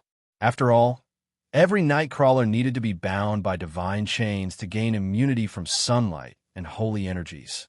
Unfortunately, once a nightcrawler was chained like this, evolution became nearly impossible. The immunity blocked their ability to absorb solar energy, the primary catalyst for higher growth. As for luminous snacks, growth totems, and such, they were affectionately named snacks for a reason. They serve more for bonding and mild enhancement rather than real growth. I don't have time for this. Instructor Seraphis had no patience for lines, especially not with another trial beginning in 2 hours. He bypassed the queue entirely, flashing his instructor credentials. The guards didn't stop him. Foreign daywalkers grumbled in protest, but the natives remained silent, recognizing him on sight. Seraphis had worked at the Grand Training Center for over 15 years. Anyone who'd grown up in the region knew his name. Once inside, they waited a few minutes while the current client was processed. The official at the desk was a wrinkled old man with a bald head mottled with red flecks. He wore the traditional sanctuary uniform, a white suit with black stripes on the shoulders and a green robe. The robe's color denoted his rank, the runes on his back, his position. Come back in a week to pick up your nightcrawler. Next, he croaked, sounding like he'd smoked 10 packs a day. Good morning, Yusef. How's the family? That bratty granddaughter of yours still giving you a headache? Instructor Seraphis greeted with a chuckle, taking a seat at the wooden desk. The office felt like a squirrel's den. Oval, cozy, furnished with a desk, 2 chairs, and a wall-length library stacked with wooden totem figurines. Bioluminescent fungi lit the space in a warm, white glow. Seraphis, long time no see. The family's fine. And yeah, she's still a handful. What about you? Still waging war against relationships. Seraphis laughed and shook his head. I gave up. Relationships are nothing but trouble. Levi, listening quietly, noticed a small skip in Seraphis' heartbeat. Just a flicker, but said nothing. Well, you're nearly 50. Only you can crack your own stubborn mind. Yusef chuckled and turned toward Levi. And who's this young lad? One of your trainees? Not yet. Seraphis smiled faintly. He earned one of my personal gifts during the assembly. I brought him here to register it. Oh, must be something special if you're personally involved. Are you calling me stingy? Ah, bit. I'm not stingy. I just don't entertain mediocrity with my generosity. Seraphis scoffed. Whatever helps you sleep at night. Yusef grinned and looked at Levi. Well then, what are we registering? A Tier 2 arrow wyvern, sir, Levi answered, handing over the figurine and retreating respectfully. Polite kids like you don't need to stand. Yusef smiled, offering him a seat. Thank you. Levi understood from his tone and took the offered seat across from Seraphis. Excuse the mess, Yusef said, brushing aside papers, coffee cups, and scattered totems before placing the figurine on the desk. He fixed a magnifying loupe to his right eye and began scanning the item. After a few moments, he muttered under his breath. Ferocious and vicious. Are you sure this is the right gift for a pre-contracted daywalker? Is she that bad? Seraphis frowned. I bought her on a bargain overseas. I knew she was wild, but not unmanageable. You're mistaken, my friend. This isn't a pure arrow wyvern. She has traits from the finite storm dragons. See here. Yusef pointed at the triclawed wing with a magnifying glass. Typical arrow wyverns have 2 claws, not 3. I had no idea. Seraphis raised an eyebrow. Astra must have misclassified it. Is that a good or bad thing? Levi asked politely. Unfortunately, not good, Yusef sighed. If she could evolve, it'd be promising. But since she's being registered, she'll stay stuck at Tier 2. The finite storm dragons are notoriously aggressive. I'm afraid she inherited their temperament and some of their low-grade abilities. Nothing more. I understand. Levi nodded calmly. I suggest you start with a tamer night mount. Many rookie daywalkers end up injured, or worse, cause harm to others. Yusef warned. Thank you for the advice, sir. I'll keep it in mind, Levi replied respectfully. Seraphis, sensing Levi's resolve, chimed in. Still, go ahead and register her under his name. He can use her as a mount once he becomes a high-ranked daywalker. All right, I'll need your full name and your chosen incantation written down. I'll begin immediately. Levi wrote his incantation discreetly, showing it only to Yusef. Even Seraphis wasn't allowed to see it. That way, if the night mount was ever stolen, it could be tracked via the registry. Yusef stood and placed the figurine on the uppermost shelf. Come back in 3 days. We will. Thank you for your time. Seraphis shook Yusef's hand and tossed out a dad joke about his granddaughter before leaving with Levi. As they retraced their steps through the marketplace, Levi asked curiously, "Why 3 days?" He figured Yusef could have sped things up as a friend. He didn't know that 3 days was the expedited option. "The paperwork takes less than an hour," Seraphis explained, "but changing the divine chains and registering your incantation takes longer. He has to send it to the 20th floor, where they'll break the old chains and bind new ones under your authority." I didn't know the chains needed changing, too. Levi raised an eyebrow. He was aware of the basics, like people getting burned for touching others' chains, but he hadn't realized the significance of ownership. "Only the registered owner can handle divine chains without consequence," Seraphis explained. "That's why the system is so strict." "I understand." Levi absorbed the information quietly, nodding with a thoughtful hum. Sometime later, Levi was dropped in his room by instructor Seraphis, and he went straight to put his Neuralens device on its charging station. The device's battery usually lasted for 2 days if it was used minimally. But if holograms were being used multiple times a day, the duration would be halved. In the case of Levi, it lasted him half a day or less, depending on how much he abused its scanning capabilities. Unfortunately, the device needed to be charged with a port using either a connected outlet or a power bank. Its batteries couldn't be replaced since the device was sealed shut and protected with a tough silicon layer to ensure it survived the Daywalker's tough battles. Next, Levi removed his clothes and went to take a quick shower. Then, he took a short nap, and when he woke up, there was only half an hour left before the start of the next trial. Levi retrieved the device and placed it on his ear, hiding it under his messy black hair. "Astra, how's the battery?" "About 27%, sir. A bit lower than ideal, but it will be enough until the trial ends." After Levi left his room, he went to knock on his brother's door. The room placement remained the same until the rankings were finalized at the end of the day. In other words, Arthur had to perform much better than his previous performance if he didn't want to get kicked out of the sweet side. When the Larson brothers grouped up, they went to the first floor together, finding that most candidates were already gathered there. The atmosphere was quite solemn, as many candidates weren't performing as well as they had anticipated. If we consider the assembly to be a popularity contest and the judges were the Nightcrawlers, then no one was drawing as much attention as Levi, Nura, Demetrius, and the rest of the top 10.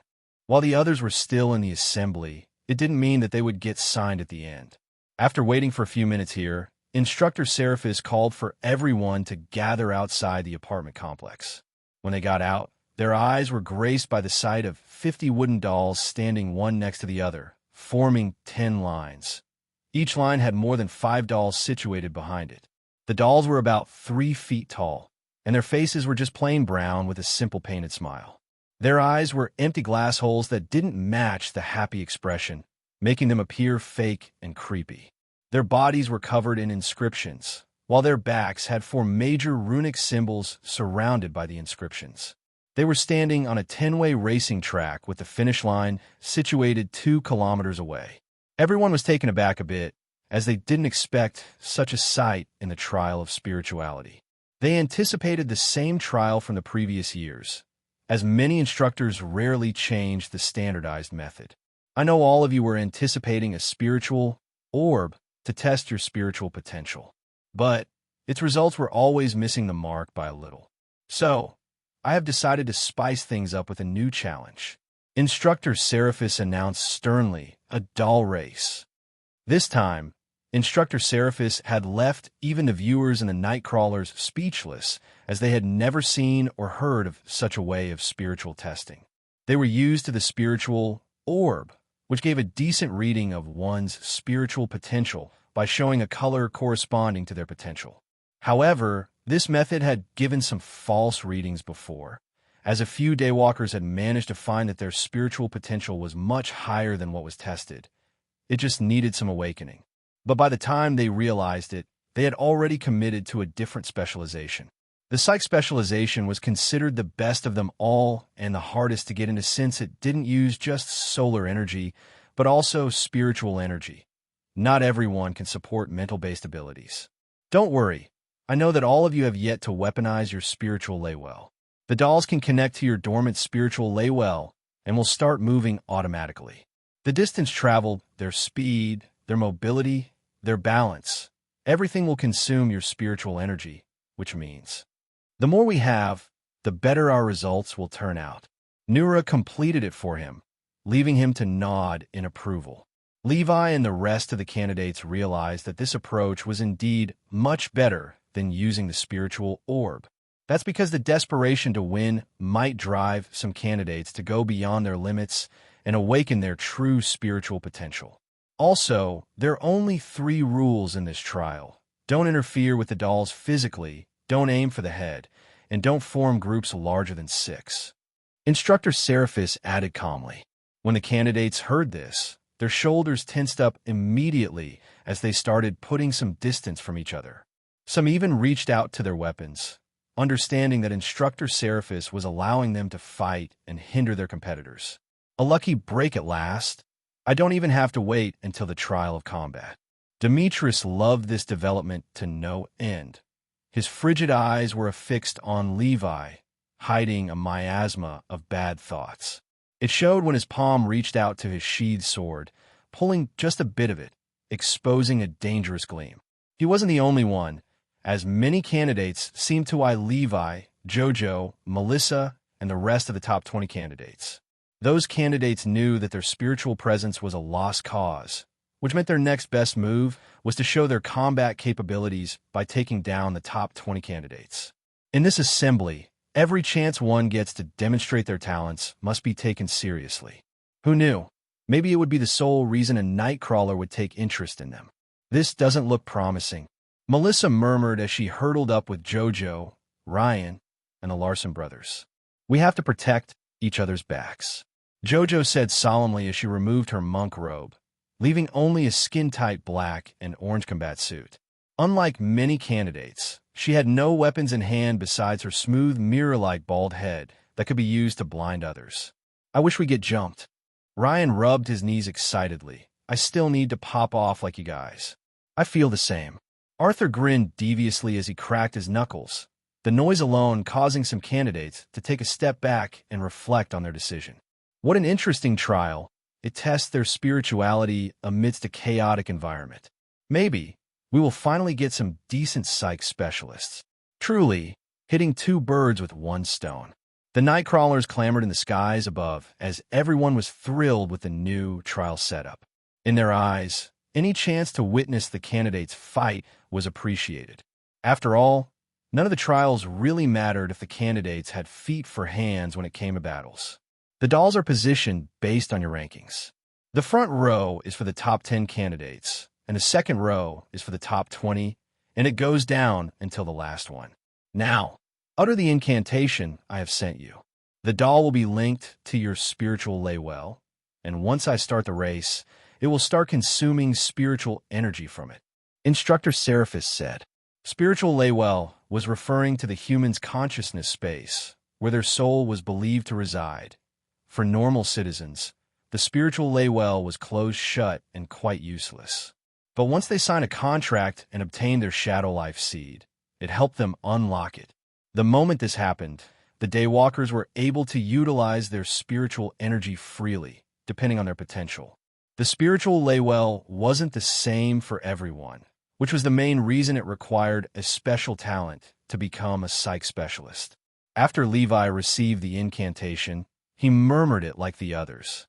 In no time, he felt a sudden connection with one of the dolls. When he focused his mind on it, a spiritual string emerged from his forehead and traveled across the darkness. Then it stopped, and the spiritual aura of a doll emerged in his line of sight. Yet the shocking part, he felt like he could control it with his thoughts. Levi didn't dare try to test out if he could truly move the doll or not. He understood that it might draw unnecessary attention to him, since he was still believed to be a normal citizen. He had already asked Ashkral about his spiritual prowess, and he told him that his spiritual laywell might have gotten unlocked the instant his eyes were ripped out. It was the only viable explanation for Levi's ludicrous spiritual vision, as it was a known fact that spiritual laywell needed training through constant utilization to grow. It also explained how Levi managed to see the two Nightcrawlers from that cursed night when his eyes were gone. Of course, Ashkral's theory of his stolen eyes being unique also played a heavy role. In simpler terms, Levi had been growing his spiritual laywell for the past decade through his spiritual vision, which set his level on a different stratosphere than everyone here. Just as Levi was about to ponder how he should play this, Instructor Seraphis announced, "Choose your positions within the 2-kilometer arena radius. If you get out of the range, the spiritual link will be severed and your doll will fall flat-faced on the ground. Any doll that doesn't reach the finish line in less than 30 minutes will cause its owner to be eliminated." Most candidates' expressions turned ugly at such a damning piece of news. Is this really the right call? Lord Idris frowned at his old friend's merciless elimination process. He understood that many candidates had a basic level of spiritual energy and doubted if it would be enough to help the dolls cross the finish line. As an enhancement specialist, he was certain that he would fail this trial if he were part of it. Daywalkers were separated into specializations for a reason. One's weakness shouldn't ruin their chance to start treading on their evolutionary path. It looked like Instructor Seraphis thought the same, as he assured everyone. "Based on my calculations, every doll will make it to the finish line even if you had the worst possible spiritual talent." Just as the candidates were about to sigh in relief, Instructor Seraphis added, "But it's not up to me if your focus gets interrupted, which will result in a faster consumption of spiritual energy." The candidates were left speechless, realizing that if they were targeted during the trial and failed to fend off their attackers, their dolls would suffer too. In other words, I have to survive the chaos while staying within a 2-kilometer radius. This thought coursed through the minds of most candidates as they started distancing themselves even further from each other. Some began forming partnerships and alliances in the blink of an eye to bolster their safety. When the viewers and Nightcrawlers saw this, they held their breaths in anticipation as they didn't expect the trial of spirituality, considered the most boring aspect of the assembly, to turn into a battle royale. There were still more than 50 candidates involved, all trapped in a 2-kilometer radius arena. Well, there goes my plans for saving energy. Levi sighed helplessly while pulling his staff from its holster and smashing it against the ground. The sound wave released pulsed, akin to radar, with him in the center, showing that he was surrounded from all sides by many humanoid gray auras. "You have 3 minutes before the start of the race. Use them wisely." Rumble, rumble. Following Instructor Seraphis' announcement, the desolate arena started shaking under everyone's feet. Then a small forest, a ruined city, and a few hills with underground caves arose around the racetrack. It was like the racetrack penetrated the arena from the center, separating it into two sides, one with a natural vibe, forest, hills, dried river, and the other with an apocalyptic vibe, ruined buildings, shattered streets, and rusty broken cars. Everyone stared at the new arena design speechlessly, having no idea if this was still considered a trial of spirituality. It made them feel like Instructor Seraphis was just using it as an excuse to see them beat each other up and eliminate more candidates. After all, it was a known fact that he had a 100% signing rate, which could only be possible if the number of candidates was brought to its lowest, but no one was really complaining.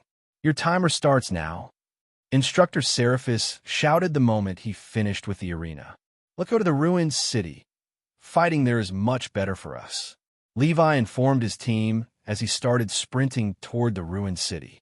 Arthur and their friends followed him closely, knowing that it was the only right move at the moment. The 2-kilometer radius might be quite big for a 50-plus candidate battle royale, but it would do no good if they got caught in the openness of the forest or underground.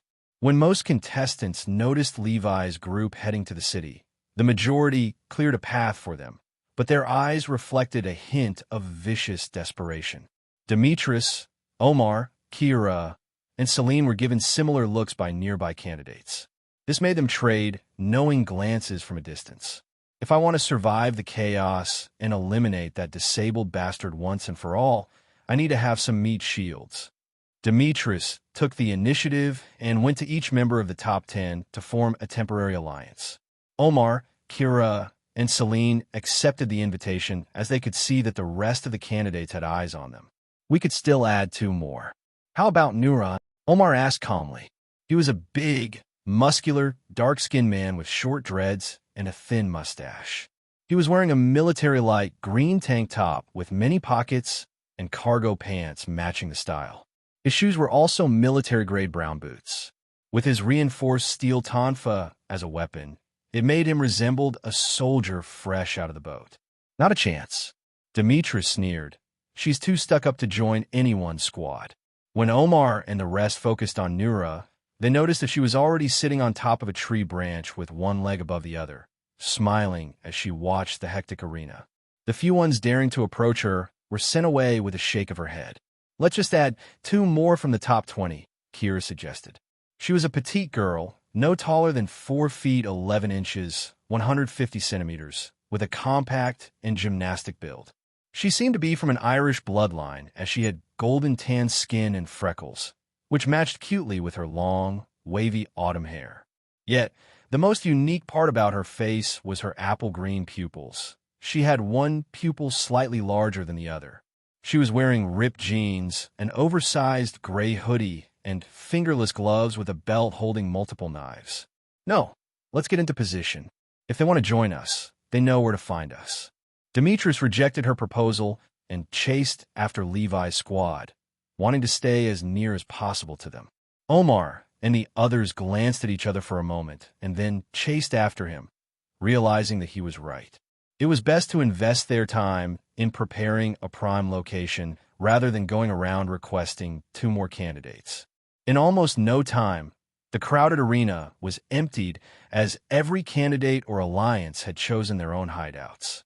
Some went underground, some hid in the forest, some picked the ruined buildings, and some even hid in the sewers. This left only the 50-plus wooden dolls standing in silence at the southern side of the arena, with no other humans in sight. Instructor Seraphis reached inside his pocket and pulled out a gray wooden totem in the shape of a square wallet. He rubbed its surface twice, and then tens of small dragonfly-like drones flew out of it like it was a genie lamp. When Shia and the rest of the viewers saw this, their expressions turned envious. A dimensional wallet? Ah, when will I get my chance to get my hands on one? Shia sighed wistfully. She knew that dimensional wallets were highly inaccessible, even the ones with the smallest possible dimensional room. The only way to obtain them was to purchase them from the Solar Aegis Sanctuary. Unfortunately, they sold them only to Warden Daywalkers and higher. While they couldn't support life forms inside, they were still extremely important and useful as they could store the Daywalkers' belongings in a confined, time-frozen dimension. In other words, nothing gets spoiled inside it. After the drones spread out inside the arena, Instructor Seraphis connected them to the live stream and had the staff behind the stage operate them, and gave the viewers access to watch the desired footage.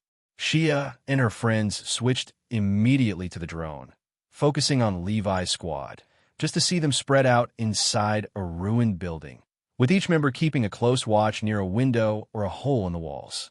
Levi was seen leaning on a wall near a shattered hole, not bothering to peek outside even once. Suddenly, Instructor Seraphis' voice resounded across the arena, causing everyone to tense up immediately. This is your last chance to shine. Let the race begin. The wooden dolls started clattering as they came to life one by one. Their hollow eyes turned as bright as a full moon. The candidates' rankings were written on their chests, making everyone able to easily identify their owners. Demetrius, Omar, Arthur, Jojo, and the rest, with somewhat a clear sight of the race, were spotted peeking at the dolls. What's happening? Ryan asked in the group chat they had created the first night of the assembly. The dolls are starting to move. Mine is in the lead, Jojo shared with a faint smirk.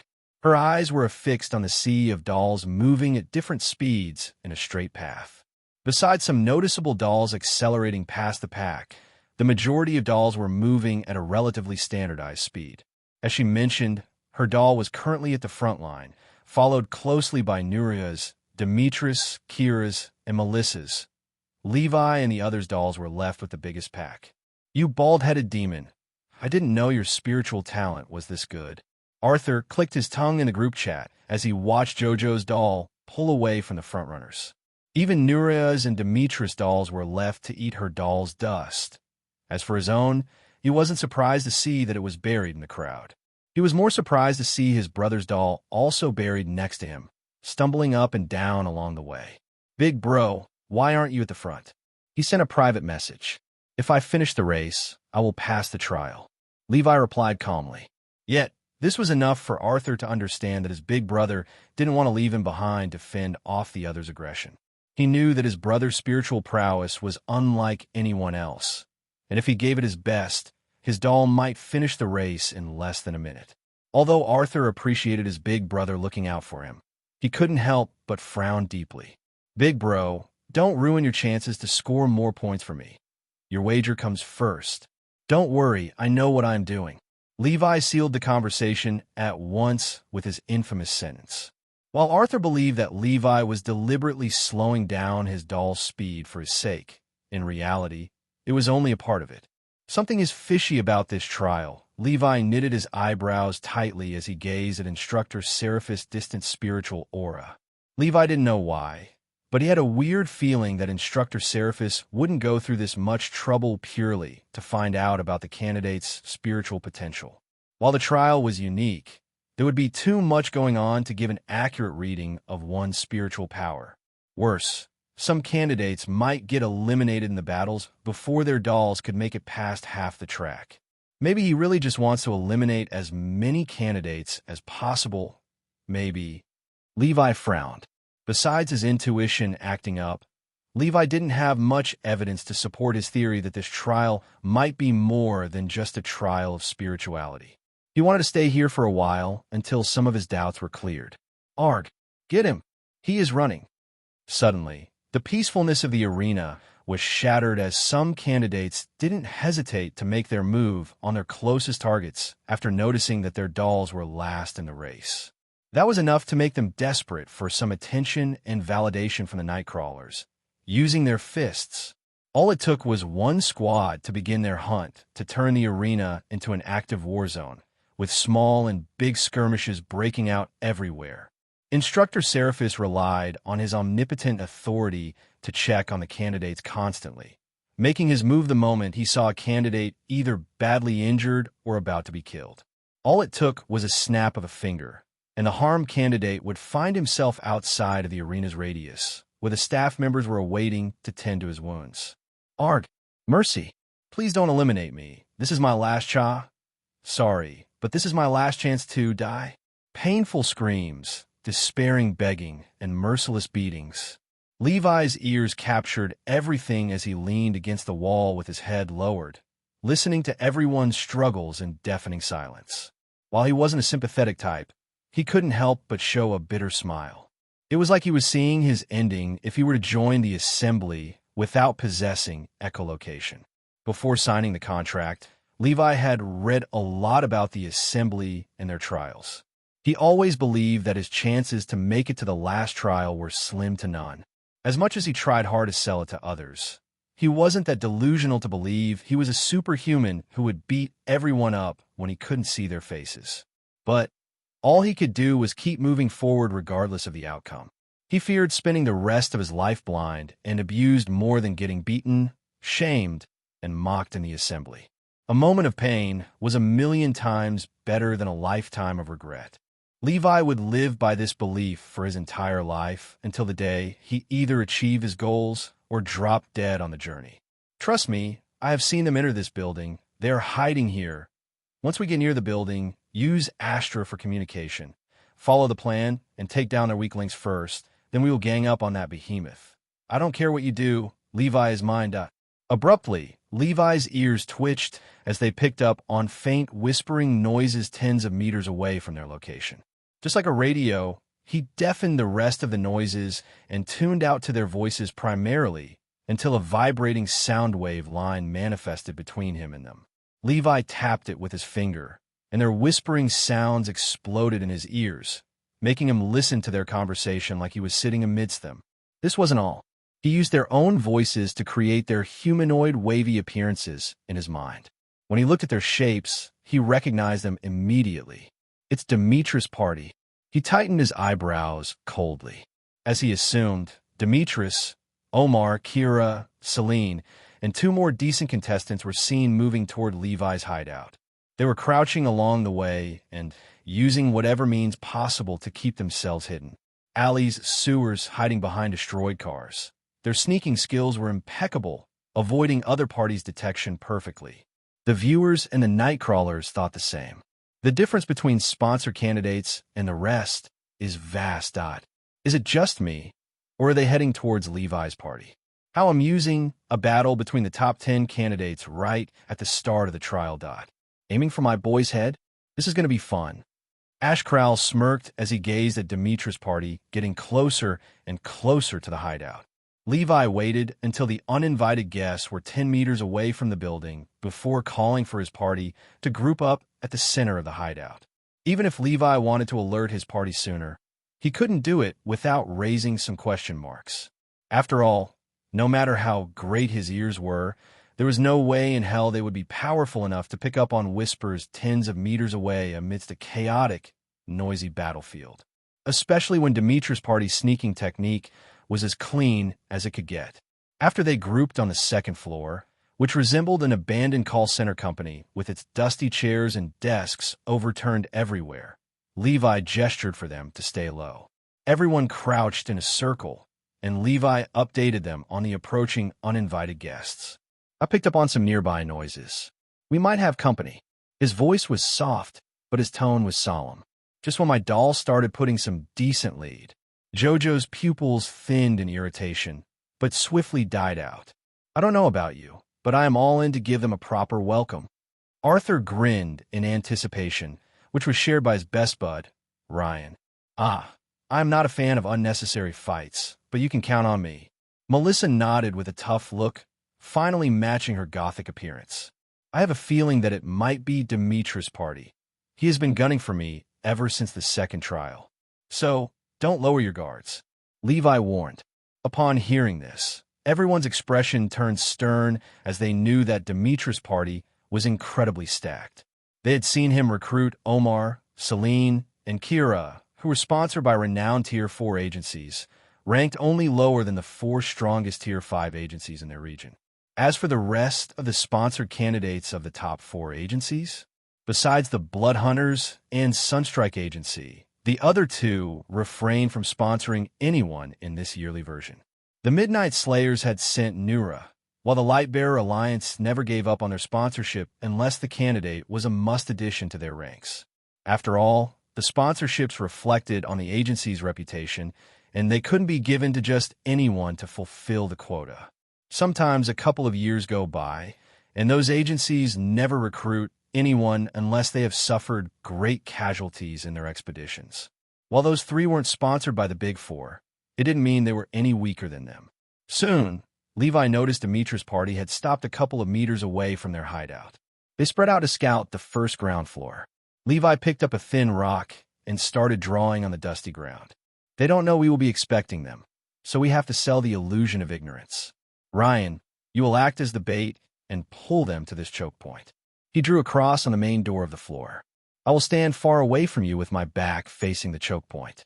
This way, when they see your closest ally is far away, they will commit to you harder. Ryan, you good with being the bait? Levi asked. Levi chose him because he heard that they wanted to target their weakest links first. And since Ryan was the lowest ranked one, they would assume he was it. Put me wherever you want. Ryan grinned. Good. Levi nodded and continued. Arthur, you will lean against the wall next to the choke point and wait there with your shield prepared. Jojo and Melissa, I need you to hide at the corners, one on the right, the other on the left. Use the desks. Arthur, Jojo, and Melissa nodded in understanding. The moment one of them crosses the choke point, Arthur will swing and stand guard at the front of the door with his shield, blocking his allies from entering and buying us some time to deal with the rat.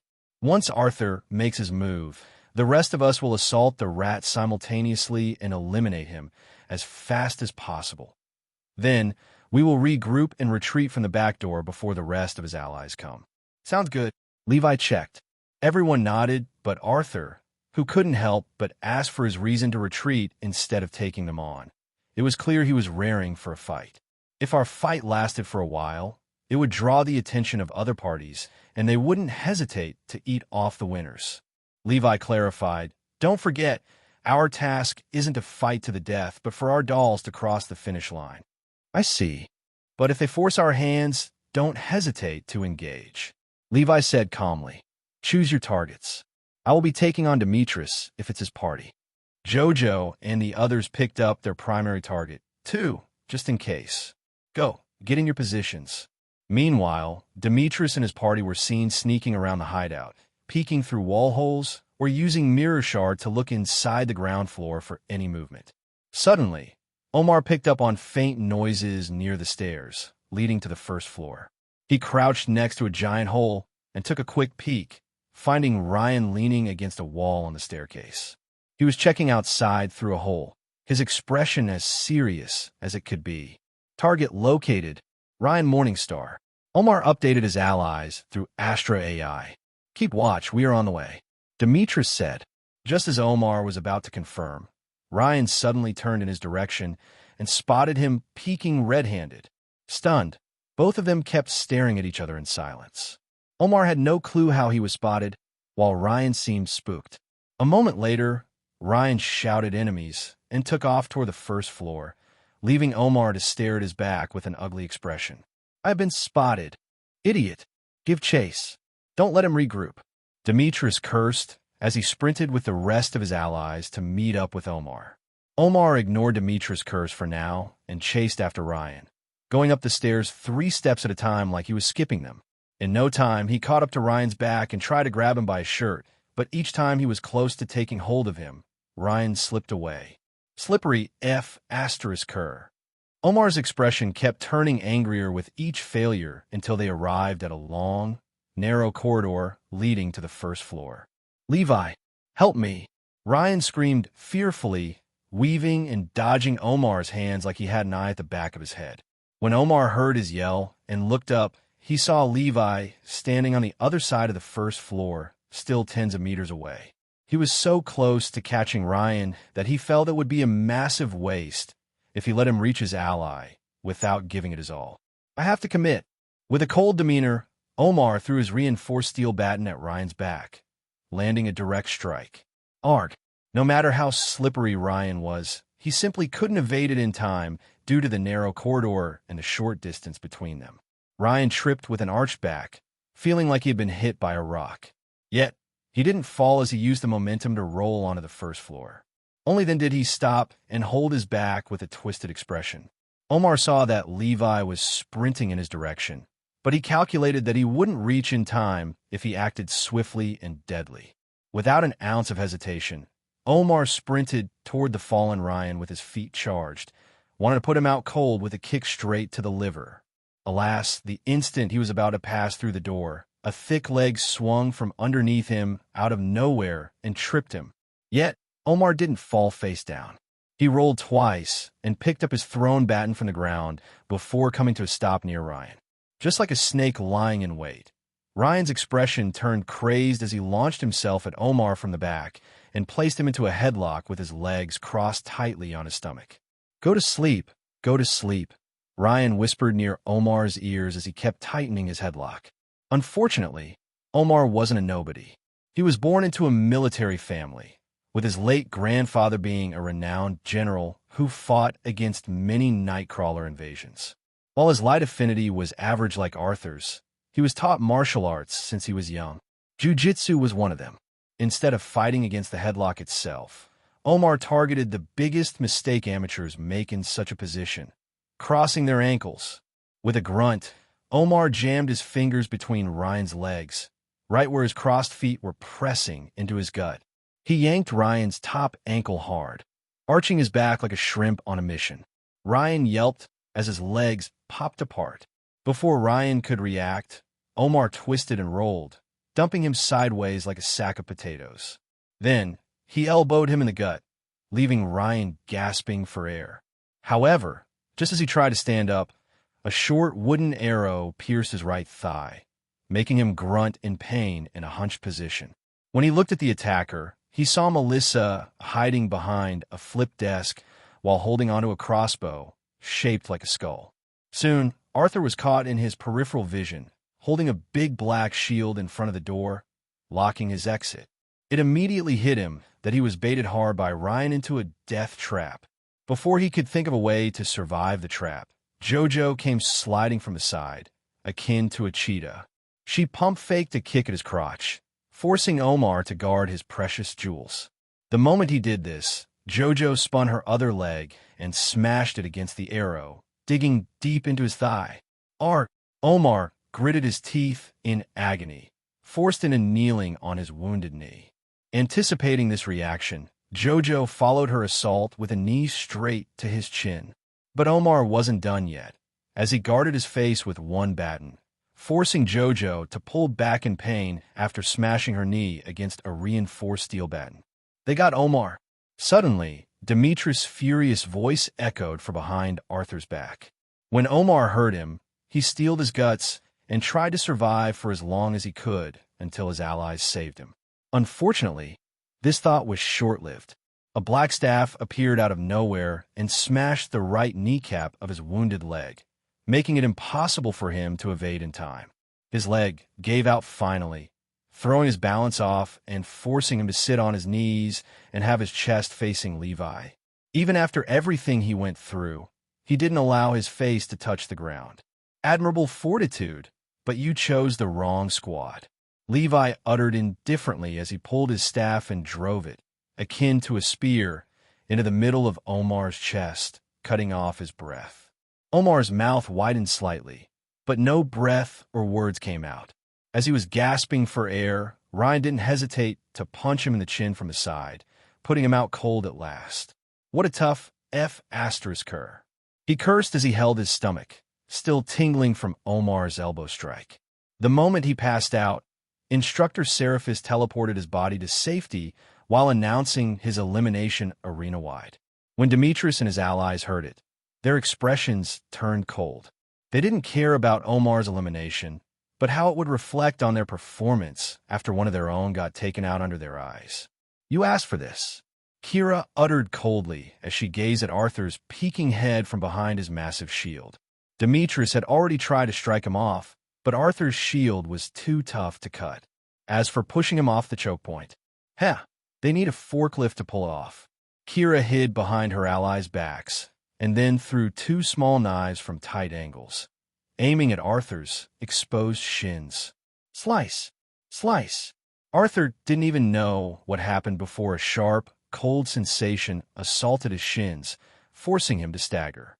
Now! Demetrius and the rest immediately sized up the opportunity to charge at Arthur simultaneously and push him off the door. Arthur groaned in pain as he could feel the knives digging into his chin with each movement he made, weakening his stance. When Levi heard his groan and analyzed what was going on, he knew that retreat was no longer an option. Arthur pulled back. Hearing his order, Arthur summoned every ounce of his strength and pushed them off with a thunderous roar. "Get the F***ck off me." Demetrius and the others felt like they were pushed by a truck as they got launched a few meters into the corridor, Kira and Celine falling over each other. Immediately after creating some space, Arthur limped over to his friends while still keeping his eyes locked on his opponents. Levi went in front of his squad with Ryan, while Melissa repositioned behind them. Jojo removed the knives from Arthur's shin and fed him her recovery totem, helping his wounds heal faster. Meanwhile, Demetrius and his squad entered the first floor with cold expressions, not too pleased with Levi's setup. "What did he promise you to target us this early into the trial? I can understand his reason to aim for me due to the wager, but what about you?" Levi asked calmly. "He didn't need to convince us. Eliminating your squad will launch us straight to the top 5. Celine replied coldly while pointing a thin, needle-like rapier in his direction. Arthur and the others realized that she was right. This trial gave them an insane opportunity to climb the fastest. With their elimination, Nura and Demetrius would become first and second, while the rest of the ranks would be up for grabs, giving them a chance to win some rewards too. After all, only the top 5 rankers won Solar Aegis coins and discounted rates. The rest should feel lucky if they got chosen by night crawlers. Fair enough, Levi asked with a faint smile. How do you want to carry this? I don't care about the others. I want you and only you. Demetrius narrowed his eyes icily at Levi. Big bro, I think he might be in love with you, Arthur said with a questionable tone. With this kind of obsession, I'm starting to feel the same. Levi smiled wryly. When Demetrius noticed the weird looks he was receiving even from his allies, his expression turned heated like he was on fire. Bastard, stop spewing such bullshit to taint my reputation, he retorted. What reputation is he talking about? He hasn't even gotten contracted. I don't know. Is he normal in the head? SHSHS, don't speak ill of these kinds of people. Ah, you're right. I'm sorry, don't take it to heart. Arthur apologized with a forced smile. The more the Larson brothers spoke, the redder Demetrius' ears got, especially when he heard the night crawlers snickering from above, enjoying the sight of him getting clowned. He didn't know the viewers' reaction, but he could tell they were also laughing their asses off at his childish arrogance. Not even established daywalkers dared to mention having a reputation. You talk too much. Do you dare back your shit talk? Demetrius swiftly tried to regain control of the narrative by turning his aggression to its peak. Oh, if you're suggesting a 1 versus 1, I'm down. Without waiting for Demetrius to respond, Levi turned around and walked to a space with a minimum amount of garbage. Then, he tapped his staff on the ground and gestured for him to join him. Come, don't be scared. No one in my squad will interfere. You have my word. Levi smiled. Scared? Demetrius sneered as he walked right through Arthur and the others without flinching once. Then he started circling Levi while having his hand placed on top of his sword. It ain't fair that he's the only one who gets to have fun. Kira glanced at Melissa, and both of them shared a knowing look. Then, without saying much, they walked outside of the first floor. Yes. Jojo and Celine were the next to split up from their squads, leaving Arthur and Ryan with the other 2 top 20 candidates. Arthur and Ryan grinned widely as they cracked their knuckles while walking toward them, having no plans of sitting out on the fun. The 2 contestants gulped a mouthful in dread as they stepped back from them. 2 thoughts coursed through their minds after finding themselves alone against Arthur. Why the F *CK were we left with this monster? I didn't sign up for this. After the battles were separated, each drone followed a duo. Celine and Jojo went to the roof while Melissa and Kira stood on the ground floor. Before the viewers could prepare themselves mentally, all the fights were launched simultaneously. Melissa and Kira were both range-based fighters. One wielded a crossbow and the other a set of throwing knives, making their battle all about positioning and evasion. They were smart to choose the ground floor since it was packed with rubble and rubbish, giving them the best places to take cover. Meanwhile, the battle between Jojo and Celine was the opposite. One wielded a rapier while the other fought with martial arts. While it might seem like Jojo was on the losing side since she had no weapon, the viewers were shocked to see her evade all of Celine's strikes flawlessly. Her movement was as smooth as flowing water, while her strikes were powerful enough to make Celine reconsider getting hit by them again.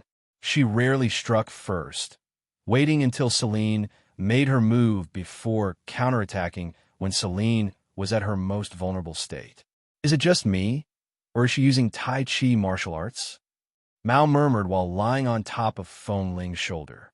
I don't know where she learned it, but she seems reasonably proficient in it. Feng Ling raised an eyebrow in surprise, not expecting to witness ancient martial arts from his mainland. He knew that almost 80% of the world's culture was erased after the Great Fall of civilization. This included the majority of the ancient Chinese martial arts, as the mountain temples and rural areas were the first to fall after darkness took over. I thought she was dressing as a monk for fun after finding a book about it, but it looks like it's a big part of her life. Mao chuckled. I should have known better after seeing her go bald. Feng Ling smiled in amusement while taking a deep breath of a cigarette. Soon he switched to Levi's live stream, wanting to see how he would fare in combat. When he saw the development of their battle, a flicker of astonishment crossed his face. Ting! Ting!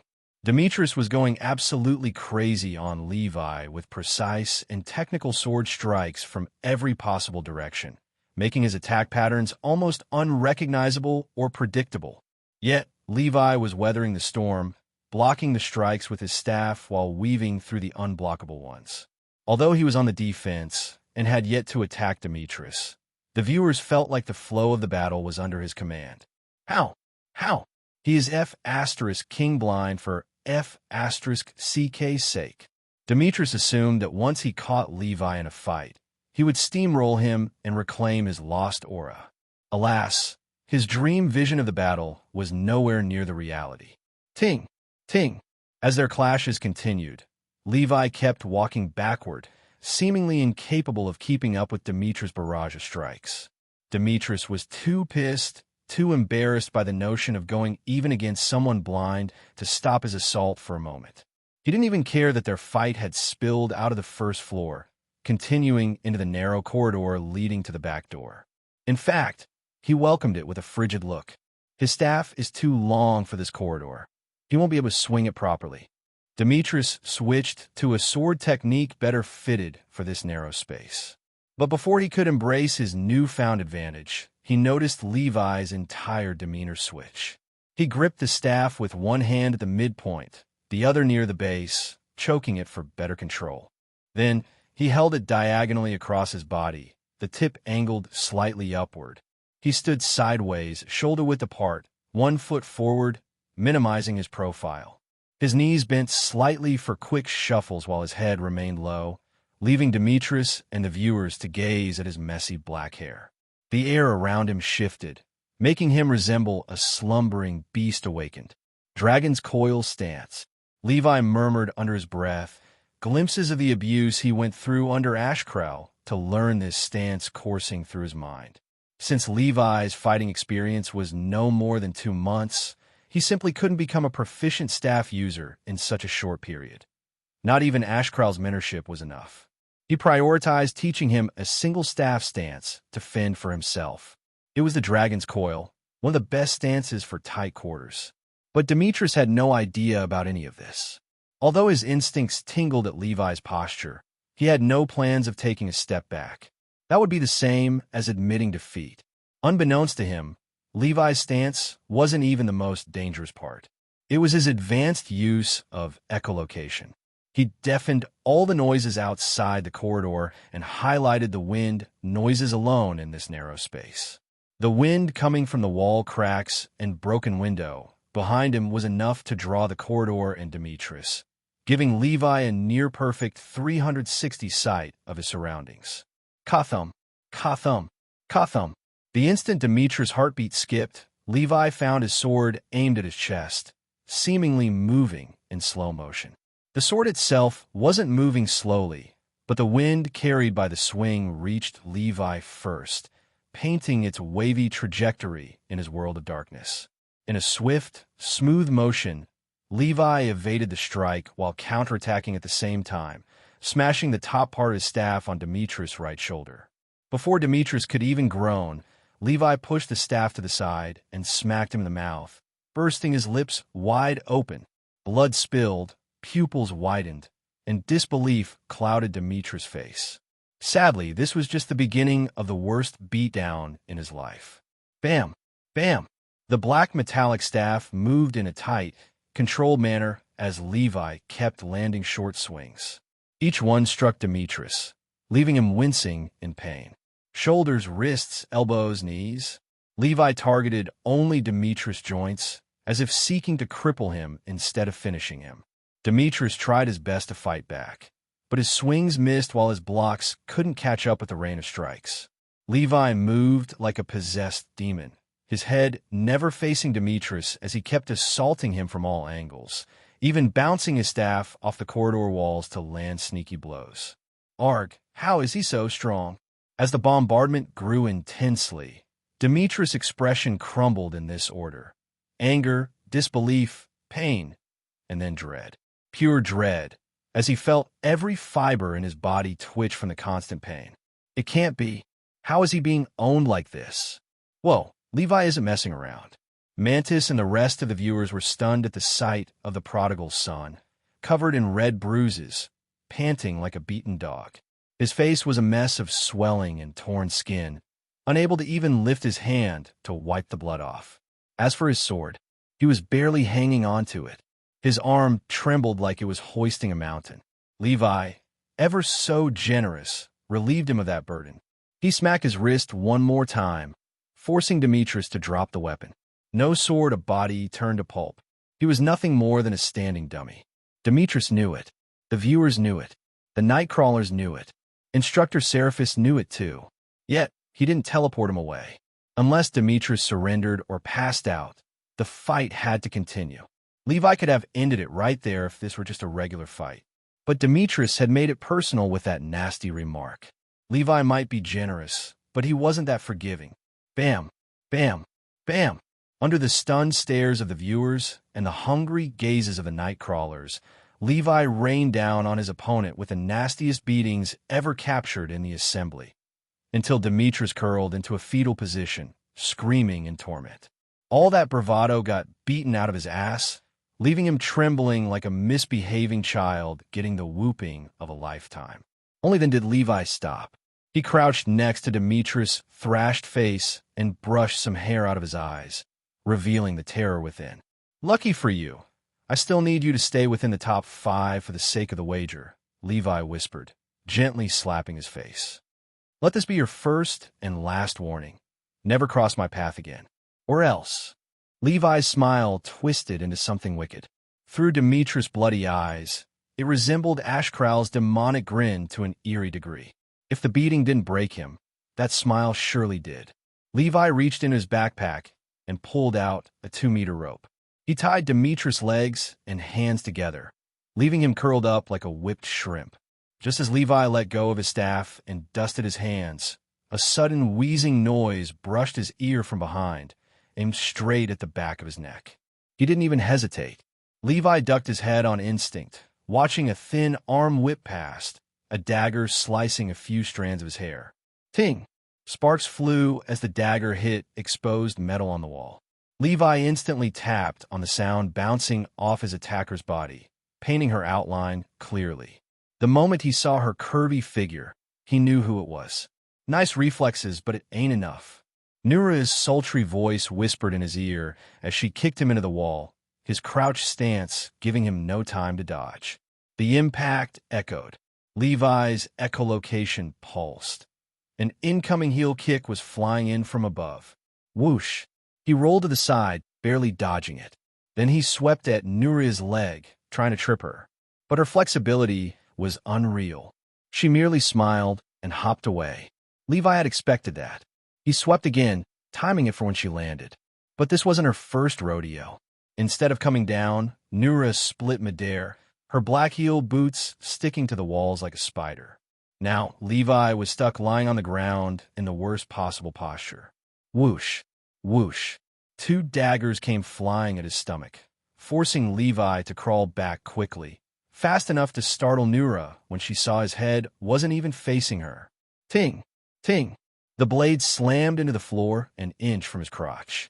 One even cut through his pants, forcing him to freeze. He could feel the ice-cold dagger's blade breathing near his little general. Any small movement might cause an unexplainable pain. Before he could pull it away, Nura rolled toward him, snagged the second dagger mid-motion, and stopped right next to his face. Their breaths mingled. But Levi didn't enjoy it, not with one dagger near his throat and the other still threatening below. I told you, don't forget me. Nura smiled seductively. Now, what do I do with you? Demetrius, the viewers, and the Nightcrawlers were left speechless by the sudden twist. They didn't even get a chance to cheer for Levi's win before Nura showed up like a ghost and flipped the scene on its head. Aha! You get off what you deserve. Demetrius laughed with great difficulty as he watched Levi getting defeated under Nura's hands. He never expected justice to be served so fast. Shut it. Shrimps can't talk. Alas, his laughter was short-lived as Nura picked up a nearby, small rock and threw it at his head without bothering to look at him. The stone bounced off Demetrius' head, leaving him wincing in pain, but he kept his mouth shut this time. It's a ways to eliminate you, since it means I won't be getting as much from our wager. But, Nura chuckled. Unfortunately for you, I never care that much about the payout. Levi felt his heart skip a beat, realizing that Nura wasn't like him. He left Demetrius alive, so he could still stay top 3 in the rankings and earn his reward too. But Nura wasn't as broke as him. She made the wager because it would be fun beating him and taking his money. Beating him was a priority on her list. In other words, nothing was holding her back from eliminating him. I want to hear you say it. Nura smiled as she tightened her dagger near his throat, her obsidian, gorgeous eyes turning as frigid as the Arctic Ocean. I surrender. This was everything Nura wanted to hear from Levi, and she made him understand that if he refused to say it, she had no problem cutting his throat open. Unlike most aspiring daywalkers, Nura was an aspiring assassin daywalker born into the best assassination family in the Northern Africa district. This implied that her life experiences were nowhere near the same as theirs. Levi could sense it. Nura had taken lives before, and they might have been human. Yet he had no intentions of voicing his surrender. Defeat in combat was one thing. Surrender was another. I'm afraid our fates are intertwined, Levi said calmly. If I get eliminated, you will get eliminated, leaving the shrimp to win everything. What are you blabbering about? Nura knitted her eyebrows in displeasure. Levi, don't try to buy time with needless chatter. Don't treat me as an amateur like him. Assholes, I'm still here. Demetrius' eyelids twitched in silence as he kept catching strays, yet had no power to defend himself. Look at the racetrack from a window and search for your doll. Levi smiled faintly. You will understand. Nura assumed he was trying to distract her and escape, but when she heard the sudden gasps of the night crawlers, her curiosity was piqued. Don't try anything foolish. I'm not too proud of my trigger discipline. Following her warning, Nura kept her hand on Levi's neck and stood up slowly until the entire racetrack was visible from the window. She squinted in focus, trying to find her doll at the front of the line. Her eyes tracked JoJo's doll still being first, but when she looked behind it, she found neither her doll nor Levi's. That's when a Nightcrawler's stupefied commentary echoed across the arena and made her know exactly where to look. Nura and the viewers' eyes swiftly traced back to the heart of the race, where most dolls were gathered. After they waddled away, 2 dolls were left behind. When they saw their current position, their eyes couldn't help but widen in disbelief. Levi's doll was sitting on top of Nura's doll, with its wooden arm on its neck, forcing it to remain in its position while the rest of the dolls continued jogging to the finish line. Silence engulfed the arena for a single moment, and then, his doll has caught her doll. What the F*** am I watching? Isn't this supposed to be an automatic race? How is he controlling it? Is his spiritual laywell unlocked already? He isn't even contracted yet. Don't tell me I found a psychic specialization animally in this forsaken land. WeConnect exploded with tweets, yet couldn't compare to the noise produced by thousands of Nightcrawlers combined. The Nightcrawlers were rarely amazed, as nothing much the candidates could do would make them go wow. They appreciated good fights and such, but it was nothing like finding an anomaly, a term referring to special humans born with the best possible, inexplicable gifts, humans outside the normal scope used to gauge geniuses. Such a term had been bestowed upon only 50 beings worldwide for over a century now. How? Even Nura was left bewildered, incapable of believing the sight before her. I don't know you well enough to tell you, Levi replied calmly. All you need to know is that I can implode my doll by overcharging it. If you don't remove your dagger in the next 5 seconds, our dolls will shatter into pieces, eliminating us both. Not giving a moment for Nura to react, Levi started counting down from 5, his tone monotonous and unfazed. 4, 3. Nura's heart skipped a beat with each second resounding in her ears.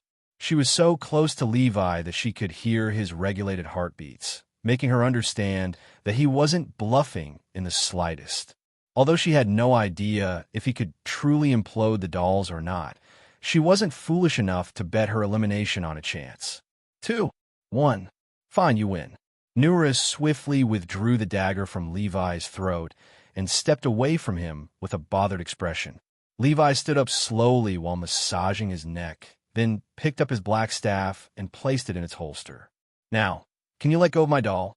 Nura knitted her eyebrows as she glanced through the window behind him, noticing that the rest of the dolls had already put a decent distance between them.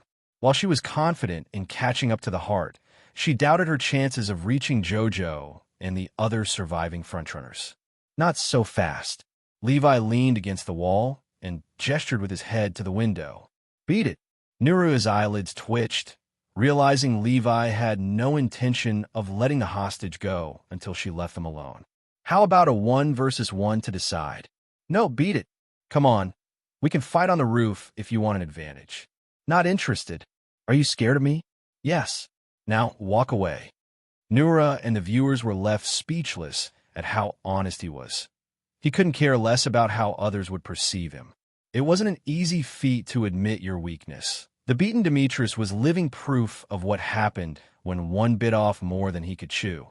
Levi knew that Nura was out of his league at the moment. She was simply too strong, even when she didn't look like she was trying. Although she took advantage of Levi limiting his echolocation in the corridor to get dangerously close, Levi knew that the result wouldn't change. He tasted her strength and speed firsthand. He wasn't dumb enough to risk elimination for a battle of pride when he had the upper hand. "TSK, I thought you were more fun than this." Nura clicked her tongue in annoyance as she walked past him. While she said this, her thoughts were the opposite. She knew Levi had made the smartest decision. If he had accepted the 1 versus 1, she would have ended it in less than 30 seconds. She wasn't being cocky. She had watched him fight Demetrius from a distance and figured out his true fighting level was still beginner. Although he had insane reflexes, they weren't enough against her. As Levi watched her jump out the window and parkour from one building to another, akin to a Black Panther, he couldn't help but marvel at her strength. "It won't be long before our roles change," he murmured as he traced her movements until she left his auditory vision range. While it hadn't been said, Levi and Nura came to a silent agreement not to bother each other again in this trial. They would hate nothing more than seeing Demetrius win a bet over them.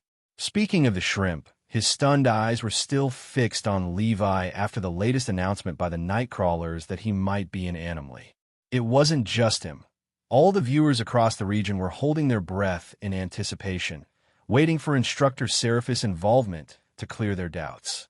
That's because controlling the dolls implied two things. Either he possessed a Shadow Life seed, or his spiritual Laywell was unlocked without one. Both implications were too serious to skim by. Unfortunately, Instructor Seraphis was already knowledgeable about Levi's insane spiritual prowess and what could have caused it.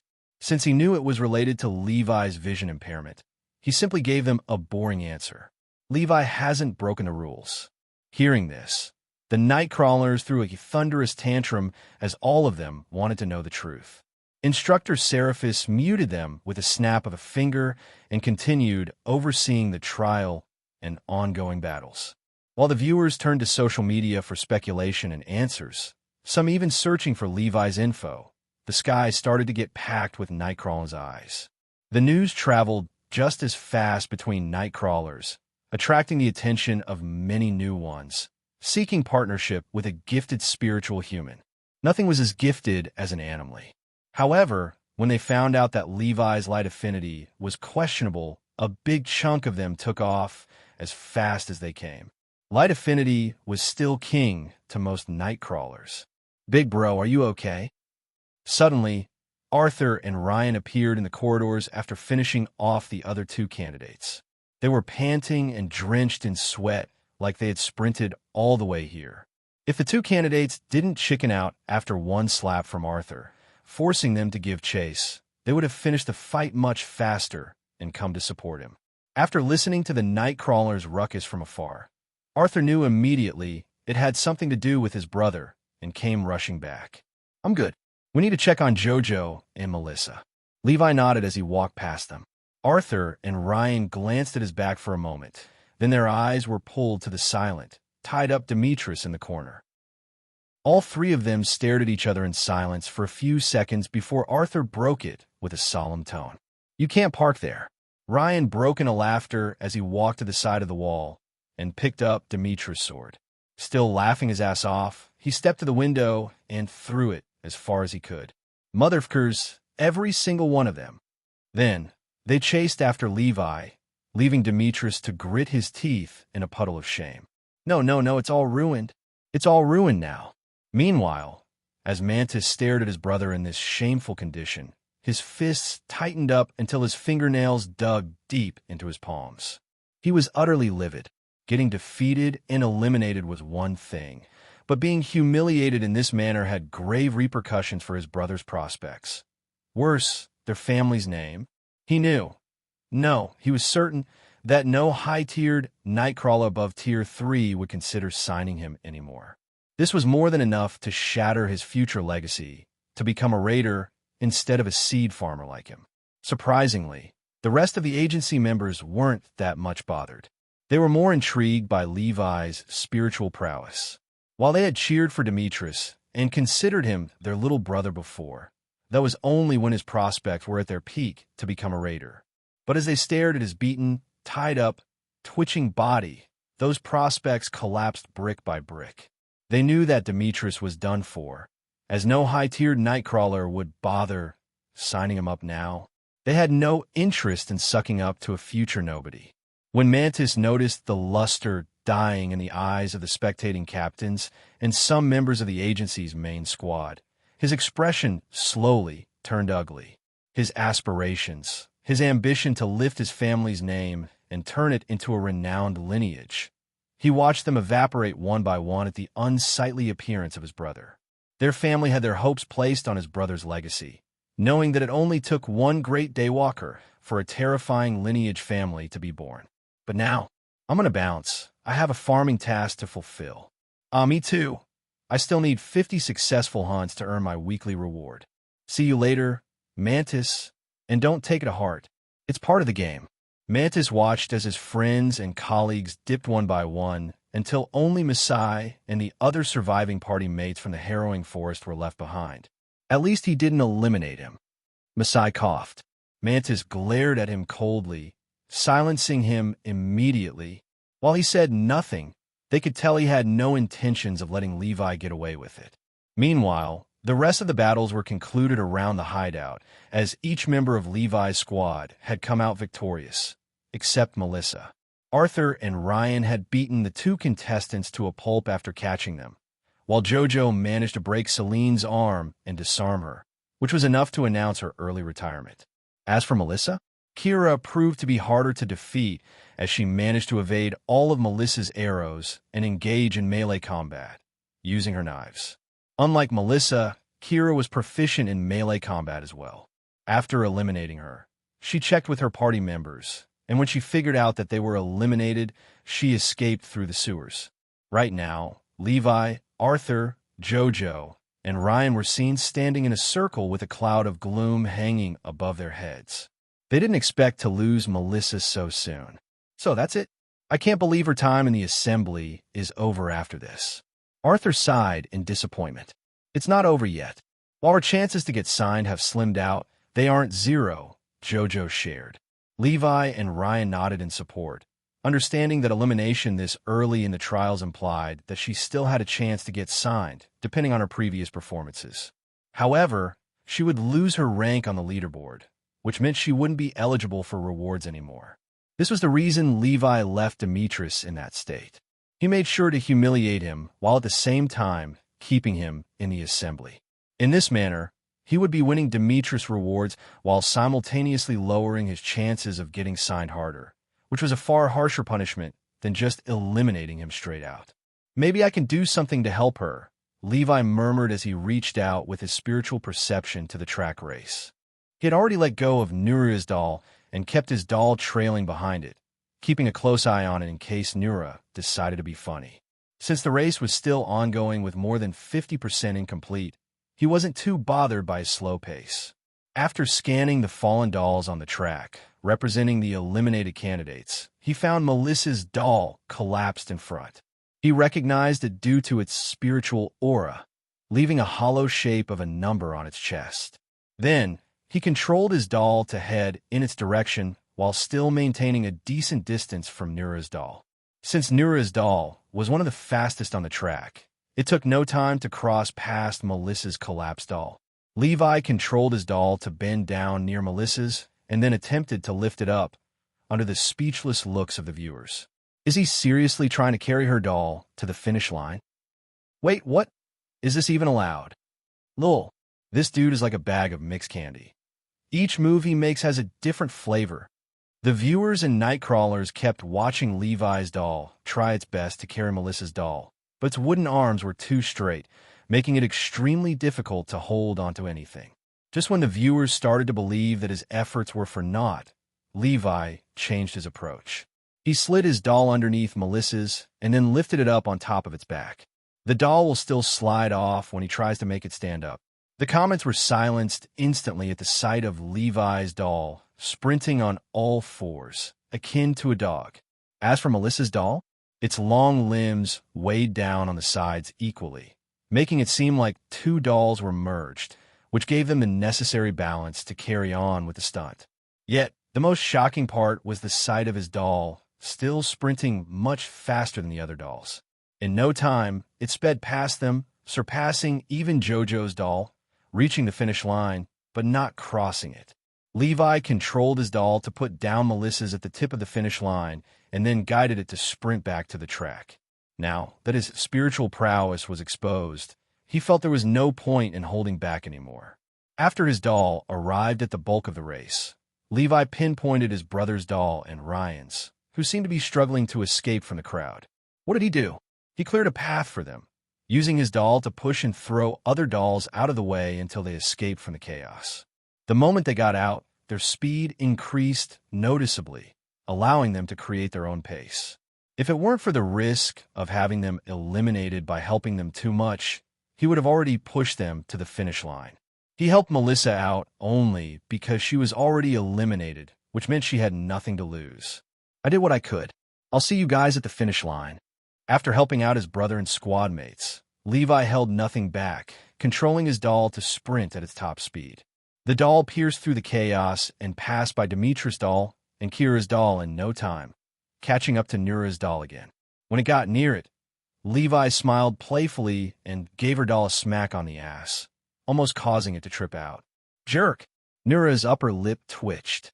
Then, it continued sprinting forward, catching up to JoJo's and leaving her to eat its dust before finally crossing the finish line by jumping over Melissa's doll. The moment it crossed, an arena-wide announcement resounded in everyone's ears, followed by the emergence of his stats on the massive holographic screen. When the viewers and Nightcrawlers saw his ratings, they didn't bother taking them seriously, as they knew it was based exclusively on duration. If Levi had taken the trial earnestly from the beginning, he would have scored SSS plus easily. An anomaly in our forgotten region. Who would have imagined? Lord Idris uttered. This could have been massive for our region's development. Madame Mima sighed. If only he weren't blind. In the eyes of high-ranked daywalkers and Nightcrawlers, an anomaly signified an extraordinary talent in a single domain, enough to guarantee a powerful evolutionary path, even with a limited evolution.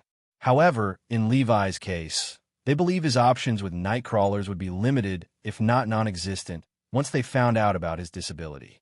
Thus, they could only hope for a psych specialization Nightcrawler to ignore the disability and its negative effects on cultivation, committing to Levi regardless. Soon, Levi found himself teleported next to Melissa, who had watched the entire race outside the arena's range. The moment she saw him, she didn't hesitate to give him a tight hug in appreciation. Thank you, Levi. You are the absolute best. She was so excited and grateful for his help, she nearly kissed him on the cheek. When she got eliminated, she became discouraged and on the verge of tears. After all, she was the Morningstar's sponsored candidate, whom they had rested their hopes on. Yet, she got eliminated under Kira. Worse, she was the only one eliminated from her squad, which made her feel extremely disappointed with herself. But, as she was wallowing in sorrow, the gasps of nearby eliminated candidates attracted her attention to the track. When she saw what was going on, she couldn't help but cover her mouth in shock at the sight of Levi's doll carrying hers to the finish line. Although he didn't help her cross it, She knew that once the bulk of the dolls arrived, they would push hers through the finish line, helping her conclude the race. While Levi had no problems giving a hand to his friends, this was still an individual-based performance trial. He had no intention of letting anyone score higher than him, especially if it was going to affect his wager negatively. He knew he needed Demetrius to finish the race within the top 5 to maintain his third rank, and Levi wanted that reward specifically. Don't mention it. It's what friends do. Levi smiled faintly as he gently wiggled out of her hug, not too comfortable with physical affection. After separating, Levi told her that while he did his part, it was still up to instructor Seraphis to decide whether it would be allowed or not. The rules might not have been broken, since they stated that dolls needed to cross the finish line for their owners to pass the trial instead of being eliminated by others or leaving the arena's range. But they meant nothing before instructor Seraphis' final verdict. How terrifying is his spiritual pool to carry out such precise commands and still seem unbothered? Omar narrowed his eyes at Levi while standing next to the medical staff.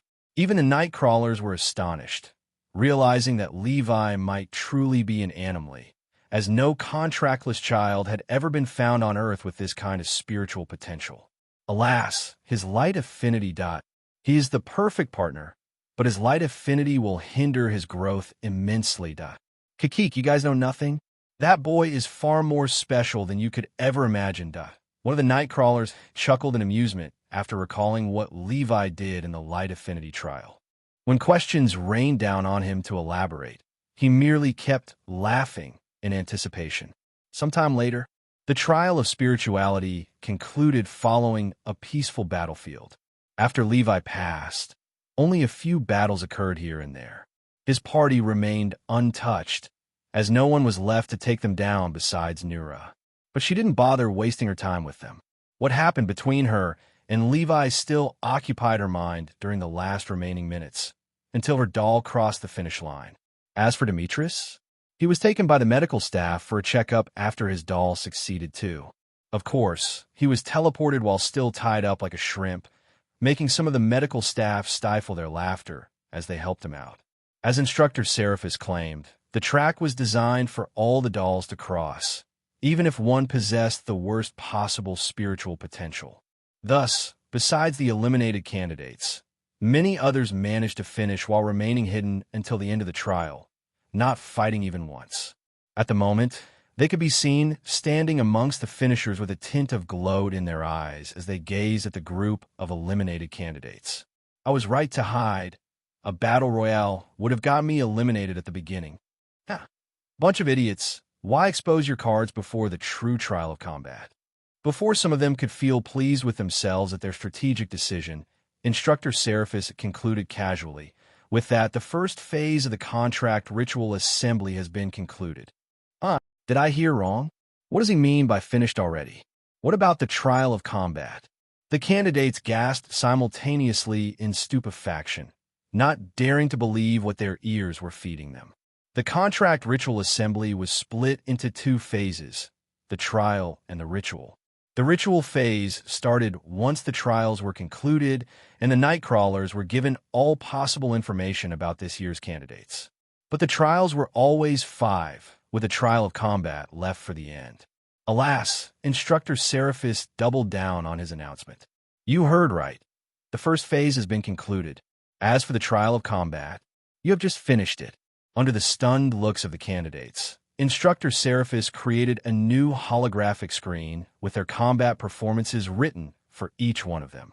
When the candidates who avoided battles saw their squeaky clean performance tablets and a massive elimination stamp at the bottom, the color drained from their faces. I must be dreaming. This ain't happening to me. Me eliminated me. This isn't right. No one dared to believe it or accept it. Who could blame them? All candidates had been preparing for the final trial of combat, as they knew it was the most crucial one in the assembly. Some even had written plans for many scenarios to excel in anything thrown at them. Yet, none of them saw this curveball coming. Sadly, instructor Seraphis wasn't a big fan of explaining his decisions. Please escort out all the eliminated candidates in the trial of combat. As for the rest, they are still eliminated but can be signed. No, you can't do this to me. This ain't right. I passed the trial of spirituality. I didn't know. God damn it. My fighting skills are 10 times better. Please, just give me a chance. The escort didn't go well. Many candidates were seen fighting off the staff members with bloodshot eyes, screaming their lungs out for the instructor to hear them out. To be eliminated from a trial was one thing, but to get kicked out this far into the assembly was another. Sadly, the staff members were military trained. Anyone who dared to cause trouble got smacked in the neck and tossed through the dimensional mirror, sent straight back to their homes. In no time, the number of finishers in the trial of spirituality barely exceeded 7, while the majority of candidates had been eliminated. Yet, they remained standing with baffled expressions, unsure of what was happening. Haha, classic move by instructor Seraphis. You must always expect curveballs in his assembly. I knew something was off with this trial. It's too focused on battles for a trial of spirituality. While I am somewhat disappointed with no trial of combat, I understand that this is a much better test of one's true character. The Nightcrawlers and viewers immediately got behind instructor Seraphis' decision, as they knew that no Nightcrawler would bother signing up a candidate who was too much of a coward to fight and showcase his talents. If they were too afraid to fight in a contained, safe environment due to its chaotic aspect, then they weren't ready for expeditions, raids, or even defending their streets from the gates. Phew, it's good that I stuck by. Levi smiled as he listened to Astra read his combat performance. While it was highly rated, he received a dip in the final score due to his defeat under Nura. It might not have counted as him getting eliminated by her, but still, god damn it, how am I so King unlucky? Arthur pulled his face in frustration after realizing that his chances to show his true prowess had been killed. The two candidates he beat down weren't good enough to take a single punch from him. He was placing most of his hopes on the trial of combat. Don't overthink it. The high-tiered Nightcrawlers know each candidate's true strength, even if they haven't shown it. Levi said, I do hope so, Arthur murmured as he gazed at the finalized leaderboard. //1, Levi Larson, 1,343 points. 2, Nura Blackthorn, 998 points. 3, Demetrius Bain, 760 points. 4, Huda Omari, Jojo, 755 points. 5, Arthur Larson, 690 points. 6, Kira Joan, 600 points. 7, Ryan Morningstar, 590 PTS //. While he made it to the top 5, he had been putting everything on the last trial of combat to make one last push to the top 3. At least, he wasn't eliminated like Melissa, Omar, Celine, and the rest of the candidates. 10 names were the only ones left illuminated on the leaderboard from 100 or more candidates. Only instructor Seraphis had it in him to be this cruel, eliminating more than 90% in less than 2 days. No wonder his signing rate was at 100%. Even if the eliminated candidates weren't signed, it wouldn't affect his ratings since they were well eliminated. Go get some rest. The second phase will begin in 2 hours after the injured have recovered. Following instructor Seraphis' announcement, the candidates returned to the apartment complex with looks of relief etched on their faces. The one thing that was worrying them was getting eliminated before the trial of combat, since it implied not getting a chance to redeem themselves. But it all turned out for the better. Even though they were eliminated, the Nightcrawlers wouldn't care too much about it, as long as they had shown their potential. Meanwhile, Melissa remained behind with Levi and the rest of their friends. Sir, what about me? She asked while playing with her fingers shyly. What about you? Instructor Seraphis asked indifferently. Am I eliminated too? Melissa seemed to have trouble voicing her dilemma. It was understandable, considering the way she passed the trial. It's up to you. Instructor Seraphis left her with this statement and took off before she could ask for more details. What does he mean by this?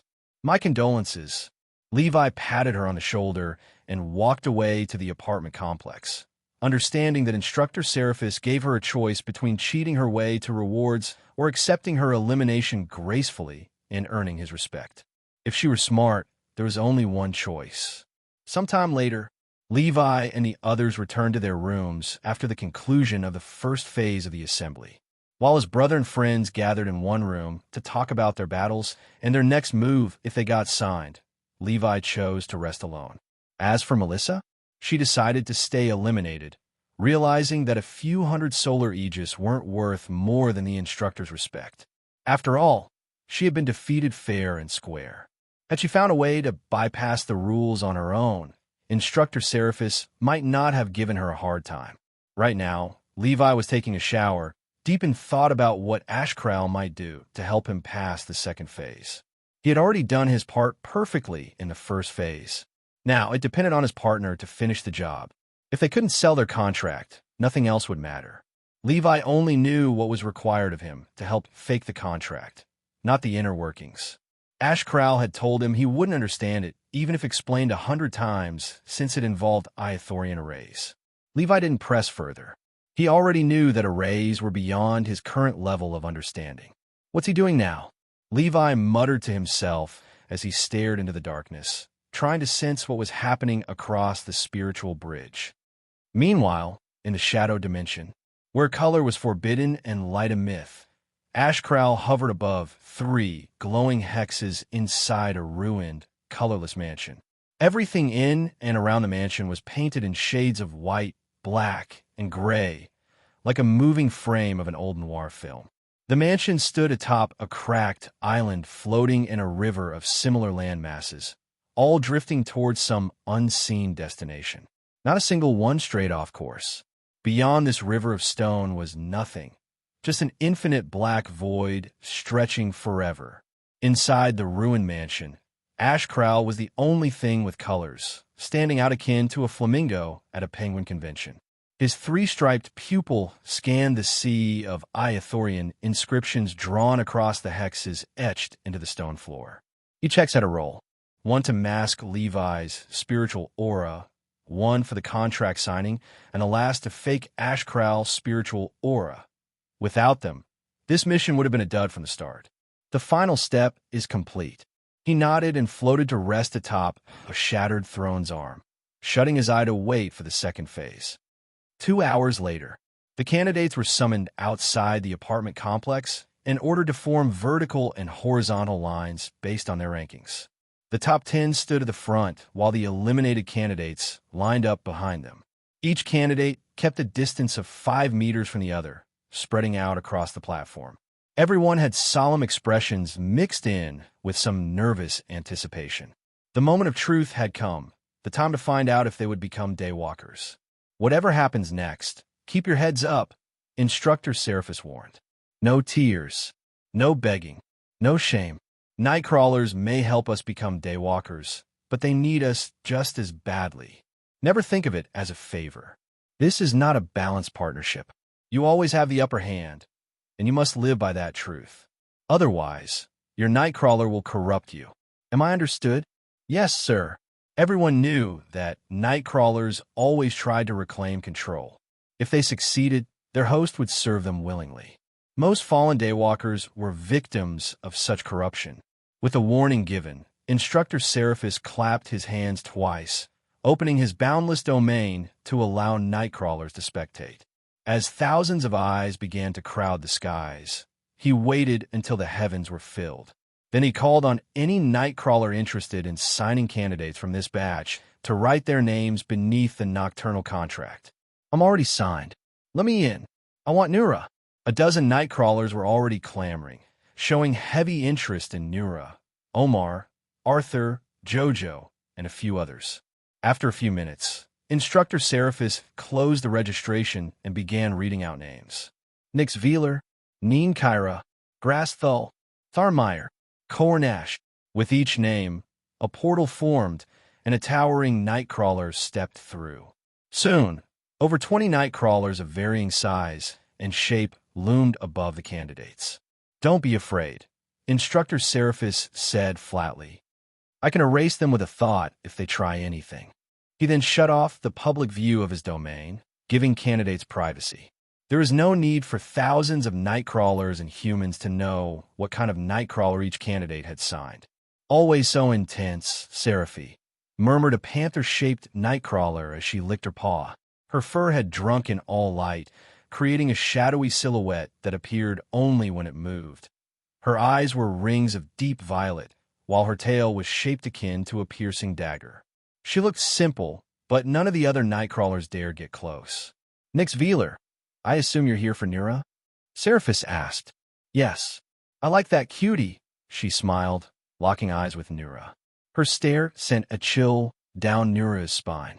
Nura had faced here 4 nightcrawlers before, but something about Nix Veeler unsettled her. Don't tell me. Before she could finish the thought, a dozen nightcrawlers sighed and disappeared. They didn't bother staying to compete once Nix Veeler made her choice. Nura, you may go with her, Instructor Seraphis said privately. She's Tier 5, a rare kind. She's been looking for a daywalker for over a decade. You're lucky, but remember what I told you. Nura nodded. I want to stay till the end of the ceremony. Check with her, not me. Can we talk after the ceremony ends? Nura asked.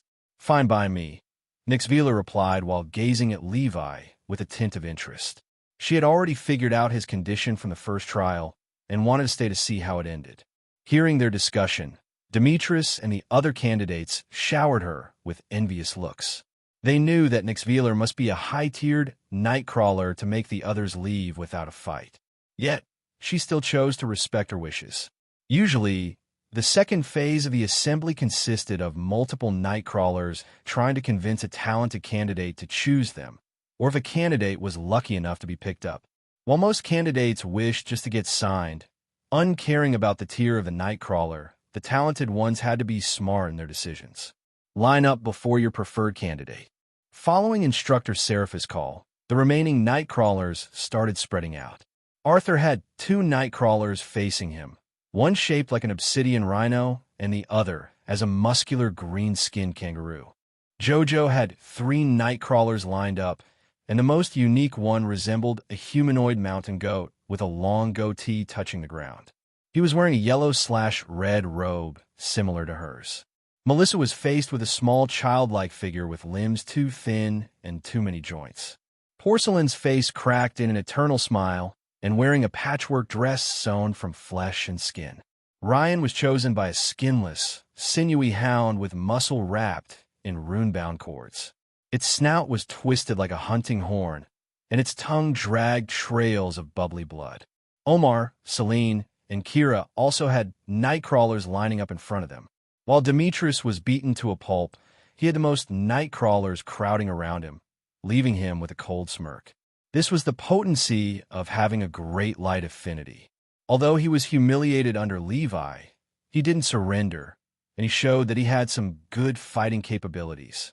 Thus, many Tier 3 nightcrawlers felt the need to snatch him for themselves, following the principle of, I can fix him. On the other side of the coin, Levi had no nightcrawler lining up for him, unsurprisingly. When Demetrius glanced in Levi's direction and noticed it, a wave of refreshing delight washed over his heart. I knew it. After the trial ended, he passed out immediately on the medical team's table due to the hellish agony he was suffering in silence. He didn't want to pass out during the trial, knowing that it would eliminate him. If he had learned that the trial of combat was combined with the trial of spirituality, he would have eliminated himself to block Levi from earning his rewards. Too bad. He was duped like everyone else. While he wasn't pleased with losing the first wager, knowing that his big brother would be forced to pay the debt for him, he couldn't afford to lose the second wager either. In other words, Levi must not be signed. I ain't taking any chances. Demetrius narrowed his eyes coldly in the direction of Levi. Just as he was about to rat out Levi's secret to the instructor, he heard his voice resound across the domain. Levi, are you interested in retaking the trial of light affinity? I am still unsatisfied with how you left it be. When the nightcrawlers and candidates heard this, each one had a different reaction. The nightcrawlers were pleased with the decision as they didn't want to give up on someone as talented as Levi, especially when he might be an animally class talent. However, most candidates weren't too pleased with the decision as it didn't feel fair to see one of them getting preferential treatment. The fact that most of them hadn't attracted any nightcrawler didn't make it any better. Before anyone could respond, Demetrius jumped in with a cold tone. Sir, I believe it's a waste of time. Are you looking for a second beating? Arthur retorted with a deadly gaze. Arthur, let him be. Levi smiled peacefully. They have the right to know. You can accept your disabled condition as gracefully as you can, but it still won't get you signed. Demetrius paused and dropped a bomb with a cold sneer. After all, how can you be blind and still fantasize about becoming a daywalker? Blind? What is he talking about? Is he trying to ruin his image as a payback? The candidates were the first to doubt Demetrius' insane claim, as they simply couldn't fathom Levi being blind after everything he had achieved in the assembly. It just didn't sit right with them. On the other hand, some night crawlers believed him immediately, their eyes widening in astonishment. Wait, is it you? Soulless gaze? I have heard rumors about a blind kid with unbreakable mental in this region. You kidding, that's him? Haha, that's him all right. I gave it a shot once to invade his dream, but I failed terribly. A nightcrawler shaped like a monstrous sea lion with 10 arms chuckled out loud. Some of those nightcrawlers had visited Levi and recognized him the moment he stepped inside the boundless expanse. However, they kept such information to themselves until the end of the assembly, curious about his next move. Not in their wildest dreams did they anticipate watching him dominate the assembly, especially when they had mocked him thoroughly for years for dreaming of becoming a daywalker with them. Hearing his voice, Levi smiled faintly.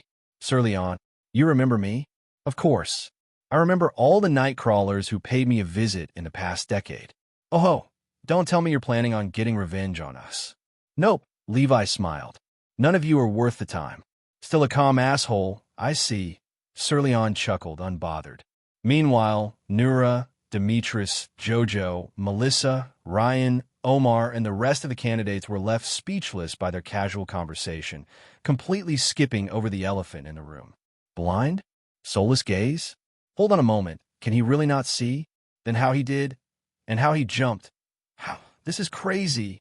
The more Ryan and the others tried to picture a blind Levi passing through the trials, the more their brains short-circuited at how ludicrous it appeared. His battles, his movement, his actions, all showed. Hold on a moment. As their minds went through the line of memories, pictures of Levi's peculiar demeanor resurfaced. His scoring 1 point and settling with it, the way his head almost always seemed to be facing anywhere but ahead, his superhuman hearing, picking up on the ancient whispers. The dots all started to connect, creating a picture of a Levi, blind, but still dominating. Still, the fact that he came first in the assembly made it even harder for them to accept. Is it true, Levi? Melissa asked softly after his friends ditched their positions and gathered around him. I am afraid it is. Levi merely reached out to his leg and pulled his tightened pants around the ankle, exposing a black monitor. The moment his friends and the candidates saw it, their eyes widened to the limit.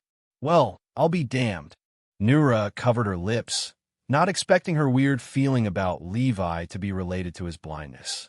But she kept watching from the sidelines in silence. First of all, Levi is indeed blind. I have checked on him myself and cleared him to continue his participation. Secondly, his condition is government-classified information, and none of you has the right to spread it. Instructor Seraphis came to Levi's rescue with a stern voice, not expecting Demetrius to air his business in public.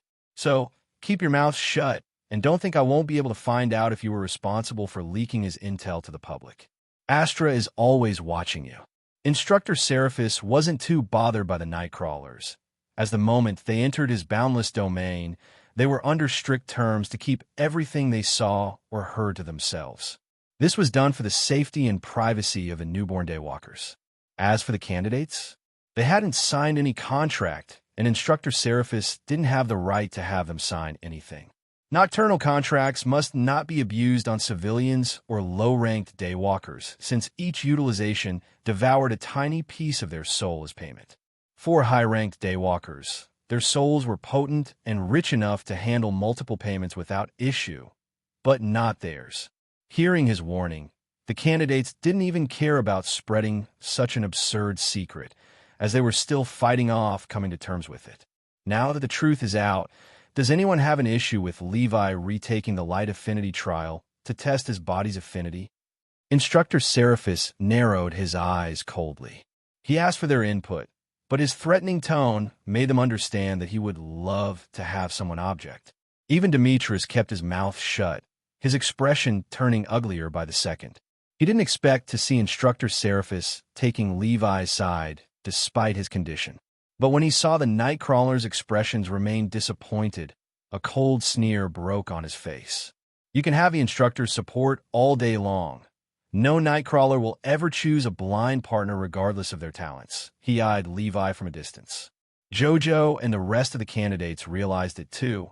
After noticing that no Nightcrawler seemed interested in Levi, even when he had the chance to retake the light affinity trial. They knew that, regardless of how potent Levi's body affinity was, it would never be as good as having eyes. When Levi noticed this, his smile dropped. Although Levi was already signed, he still wished to attract the attention of a different Nightcrawler after knowing his condition, especially when he had done so much in the trials. Alas, life wasn't fair. Sir, I don't think it's necessary to retry the trial, he said calmly. I have already shown my capabilities. If any one of them finds them good enough, I will be more than welcome to have them as a partner. If not, then so be it. Levi, Jojo, and the rest of his friends were left bewildered by his response, believing that he was making a grave mistake. Boy, this isn't the place to have an ego. Even Instructor Seraphis wasn't pleased with him changing his decision. While he understood that Levi must hate being put in this position, where even his greatest talents weren't enough to offset his disability, he still wished for him to get signed first. Then, he could do whatever he wanted. Sir, I have been beseeching a contract all my life. Levi smiled peacefully. All I've gotten in return is mockery and abuse. I am done. I am genuinely done with begging anyone for anything anymore. I know my worth, and if anyone wants to sign me, they have to take a risk. Instructor Seraphis, the candidates, and the Nightcrawlers went silent as they gazed at Levi leaning against his staff for support, with his head tilted slightly upward. He said nothing more, but they could feel that he truly had no plans of putting any more effort into getting signed. If the Nightcrawlers wanted him, they had to take a risk on his body's light affinity being decent. What a fool! No Nightcrawler is that retarded to. Before Demetrius could finish his thought, a sudden, wicked voice resounded in everyone's ears. That's it, boy. Know your worth and never beg. For that attitude alone, I will take you in. Following the source of the voice, the candidates' eyes skimmed past the gathering of undecisive Nightcrawlers until they landed on a small floating black ball of fur, flapping its tiny wings toward Levi. When he stopped and landed on top of Levi's head, he turned and gazed at them coldly. Didn't your mama teach you not to gawk at monsters? Jojo, Ryan, Demetrius, Omar, Kira, and the rest of the candidates were left utterly speechless at the sight of a cute one-eyed bat staring at them menacingly. But its cuteness made it funnier than it should be. Tier 5? Who is he? Kralshow? I have never heard of such a name before. Is this his first time taking part in our region's assembly?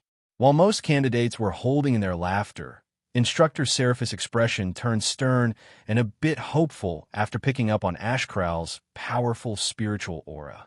His identity doesn't matter. Contract does. Kralshow, if you're sure about your decision, you may leave with Levi to discuss the contract terms. You have 24 hours before submitting the decided contract to me. I have never been more sure in my life. Ashkral smirked as he tapped Levi's hair, seemingly patting him for doing such a good job in the assembly. While Levi felt appreciated, he didn't break off character as he still needed to sell their fake contract. Even his previous refusal to retake the trial was for the sake of it. He might have meant every word of it, but he didn't do it purely due to his wounded pride. He wanted to leave his body's affinity a mystery, which would help hide his cultivation speed. How about you, Levi? I'm about to find out. Levi smiled at everyone, then walked to the apartment complex with Ashkrell resting on his head.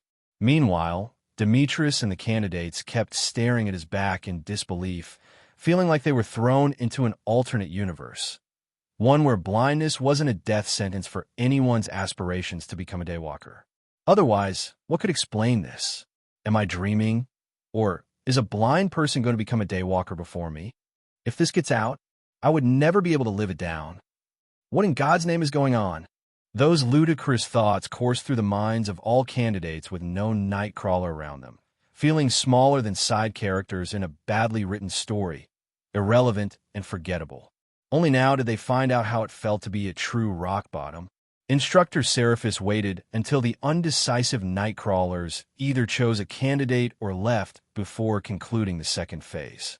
He escorted out the dazed, eliminated candidates, while leaving only the ones with a chosen Nightcrawler.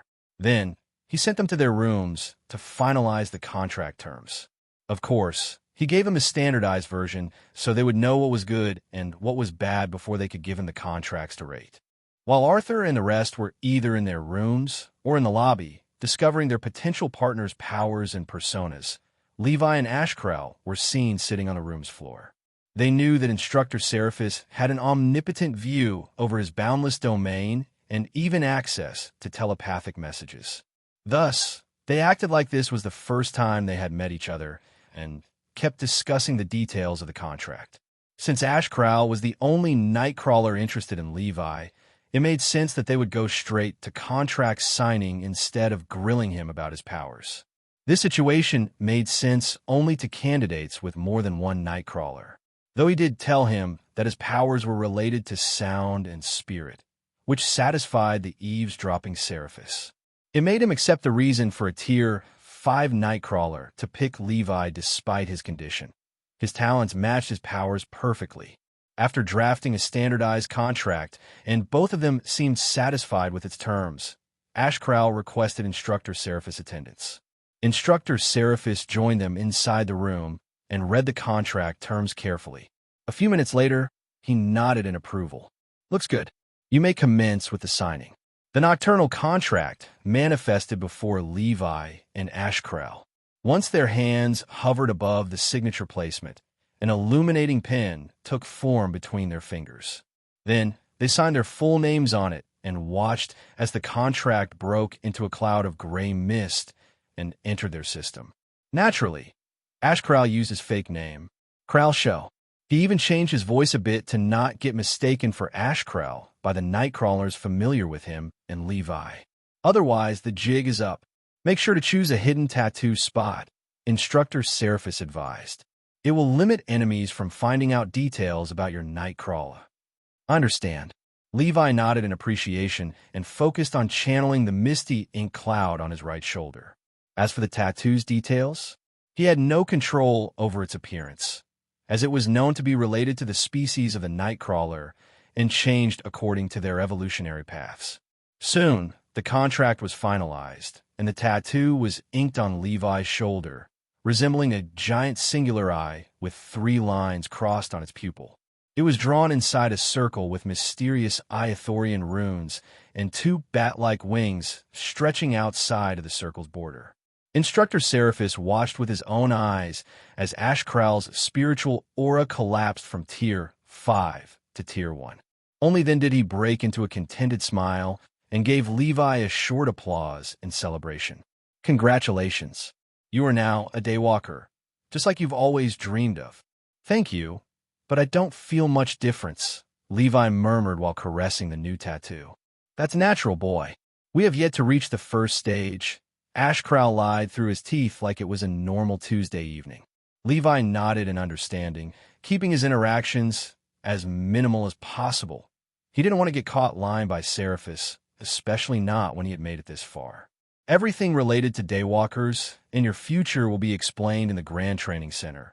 Instructor Seraphis looked at him proudly. "For now, you should enjoy your victory. I know it wasn't easy." "Will do, thank you." Levi smiled kindly. "If everyone signed their contracts, the ceremony will be held tomorrow on the ground floor of Willow Grove. So, try to get some rest." Instructor Seraphis nodded at them both and took off to another candidate who had finalized his contract as well. He was left more than satisfied.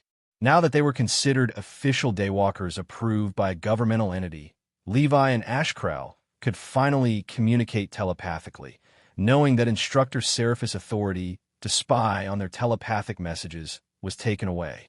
That's because it was also included in the terms of this boundless domain's contract to protect the privacy of the newborn Daywalkers. Are we finally in the clear? Levi asked with a wistful tone as he lay on the ground. Levi and Ashcrowl had crafted a strict plan to ensure the laundering of their contract, as they knew it would be tough due to Instructor Seraphis' omnipotence. While Levi was tasked with the trials, Ashcrowl had to ensure that his spiritual aura showed he was a powerful nightcrawler above Tier 3. That was all that mattered, as it was a known fact that nightcrawlers came in all shapes and sizes. In simpler terms, Instructor Seraphis wouldn't judge Ashcrowl based on his appearance, but on his aura. As for the newly inked tattoo and the fake signed second contract, well, they weren't fake. Ashcrowl had made Levi sign a contract targeting only his 9 senses seed. Well, he got an ink tattoo out of it. In reality, the contract was considered inactive the moment it was signed. That's because the 3-body problem seed's authority as a whole entity superseded the authority of a single seed. In other words, the original contract was the one in full effect, while the new one wouldn't serve as toilet paper. You can relax now. You did well. Phew. Thank God it's finally over. Levi sighed in relief. Over? We're just getting started. Ashcrowl chuckled. The next morning, the streets in Central Garden in front of Willow Grove were packed to the brim with citizens, holding holographic and physical signs. They were waiting patiently for the exit of the newborn daywalkers, knowing that each batch that survived Seraphis' harsh trials would always make it in life. Do you think Levi was signed? Jamal wondered while standing on top of the Blood Hunters Agency's roof, peeking over the tree and a massive gathering underneath. Shia and Sergio were accompanying him, chilling on camping chairs with glass sodas and some snacks in hand. He must have gotten signed. Otherwise, he wouldn't have remained in the boundless expense until now. Sergio smiled confidently. I do hope so. Shia wished wholeheartedly to receive some good news. After the live stream ended yesterday, no one knew who was signed or not unless they were expelled from the boundless expense. Fortunately, the crowd wasn't left to bake under the blazing noon sun. Just before it reached its peak, a massive holographic screen lit up above Willow Grove's entrance. Then, Instructor Seraphis walked outside of Willow Grove, followed by the signed candidates in a straight line under the cheers of the crowd. Kira, Omar, Celine, Ryan, Melissa, Jojo, Arthur, Demetrius, Nura, and lastly, Levi. Please give a round of applause to the Rookies of the Year 2130. Instructor Seraphis announced loudly, his voice amplified by a small mic affixed to his shirt. Clap, clap, clap. The crowd exploded with cheers and applause as they watched the highlighted clips of each rookie on the massive holographic screen. Demetrius' amazing light affinity, Nura's insane flexibility, Jojo's martial arts, Arthur's barbaric strength, and many other clips of Melissa, Ryan, Omar, Kira, and Celine. When Levi's turn arrived, his clips kept getting crazier by the minute. The water glide, the nonchalant cruise of the Trial of Intelligence, and winning the Wyvern Knight mount, the fights in the Trial of Spirituality, and his ludicrous spiritual control of the doll. As his clips kept playing on the screen, Demetrius and the rest of the candidates could only gaze at them with a tint of shame. Although they were warned not to expose Levi's condition to the public, none of them planned to do so voluntarily. Getting beaten this bad was one thing, but owned by someone blind? It didn't sit right with them and probably never will. Demetrius also planned on keeping it to himself, as his legacy was already tainted following his humiliating defeat. He had no intention of making it worse. Ha ha! He really made it. I can't believe it. Huh. We are in the presence of history being made. A blind daywalker. It can't get any stranger than this. Yeah, I taught him personally, of course he would make it. Meanwhile, Sergio, Jamal, and Shia were seen laughing in excitement and high-fiving at the sight of Levi and Arthur standing among the contracted candidates. He has gone and done it. Look at me, getting all emotional over a human. A blind daywalker. Imagine if he joined the CRS platform, what a scene. Even their contract trad, Nightcrawlers popped out in their weapon forms, celebrating Levi's success. If I called your name, step forth to accept your reward. Instructor Seraphis silenced the crowd and called for Arthur to take the stand. Although Arthur wasn't too pleased with his results, he couldn't complain. as he knew it was up to him to be better. He was helped in 3 trials by Levi, and while he appreciated his big brother's assistance, he understood that he must not rely on him always. Thus, he had made up his mind to work hard on all of the areas where he was lacking. After getting on the stand, Arthur accepted the applause and a measly reward of 300 solar Aegis coins and a 5% discount. Then he flexed his muscles with a wide grin on national TV until he got kicked off by the annoyed instructor. Next, JoJo was called to the stand, rolling her eyes at Arthur as they crossed paths. After accepting her rewards, she clasped her hands tightly and bowed to the crowd, her smooth, mirror-like bald scalp shimmering akin to a lost diamond. So pretty, the kids in the crowd had their eyes sparkling in awe at the sight. Namaste. After thanking the crowd, JoJo returned to her position, and Demetrius was called next to the stand. Yet, not an ounce of happiness was displayed on his face. Who could blame him? He was receiving the reward meant for Levi after losing both wagers. Worse, he had to add 2,000 solar Aegis more from his pockets. He came third, yet he was starting his journey in the negative. Thanks. He accepted his reward begrudgingly and walked to his place, just to find Nura giggling at his misfortune. Never gamble more than you can afford. She winked at him and walked to the stand after being called next, uncaring that she had also lost a reward. At least, she still had the discounted rate. Under the cheers of the crowd, Nura accepted her prize and blew a couple of kisses in appreciation before taking a step back. He started with 1 point in the trial of light, dead last and dismissed by all. But he climbed, he endured, and now he stands alone at the top. Instructor Seraphis smiled as he introduced, "Ladies and gentlemen, Levi Larson." Whoa! Clap! Clap! Levi stepped forward with a serene smile as the crowd roared to life, pleased to no end to see Levi claiming the #1 rank and also getting signed. While they were still ignorant about his disability, they knew that it must have been difficult for him to get signed with the showcased horrible light affinity. As a crowd favorite, they wanted nothing more than to see him succeed. Someone who represented the average commoner like them, born without any remarkable light affinity. Little did they know, Levi's light affinity was considered divine.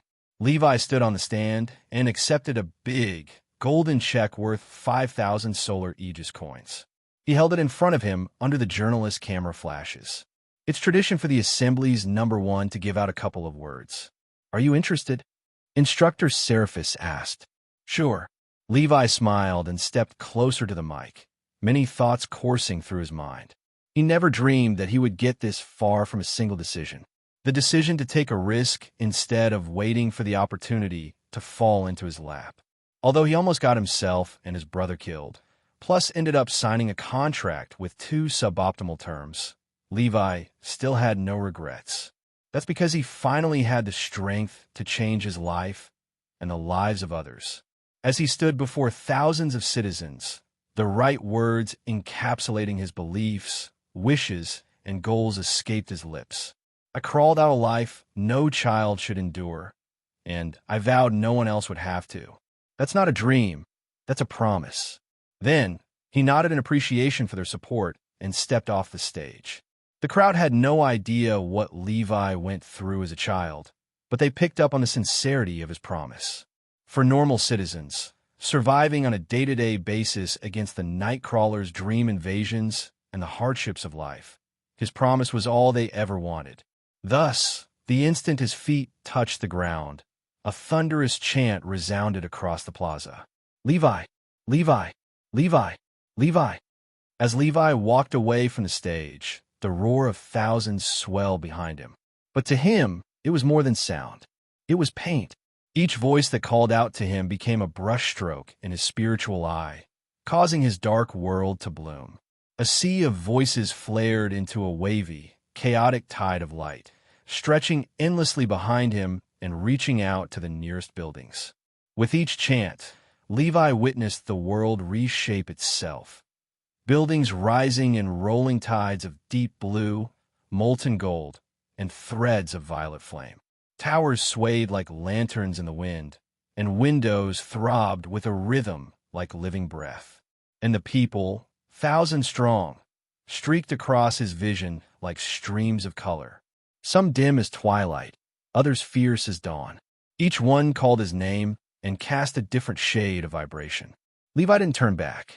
The chants guided his steps, mapped out the world before him in vibrant glory.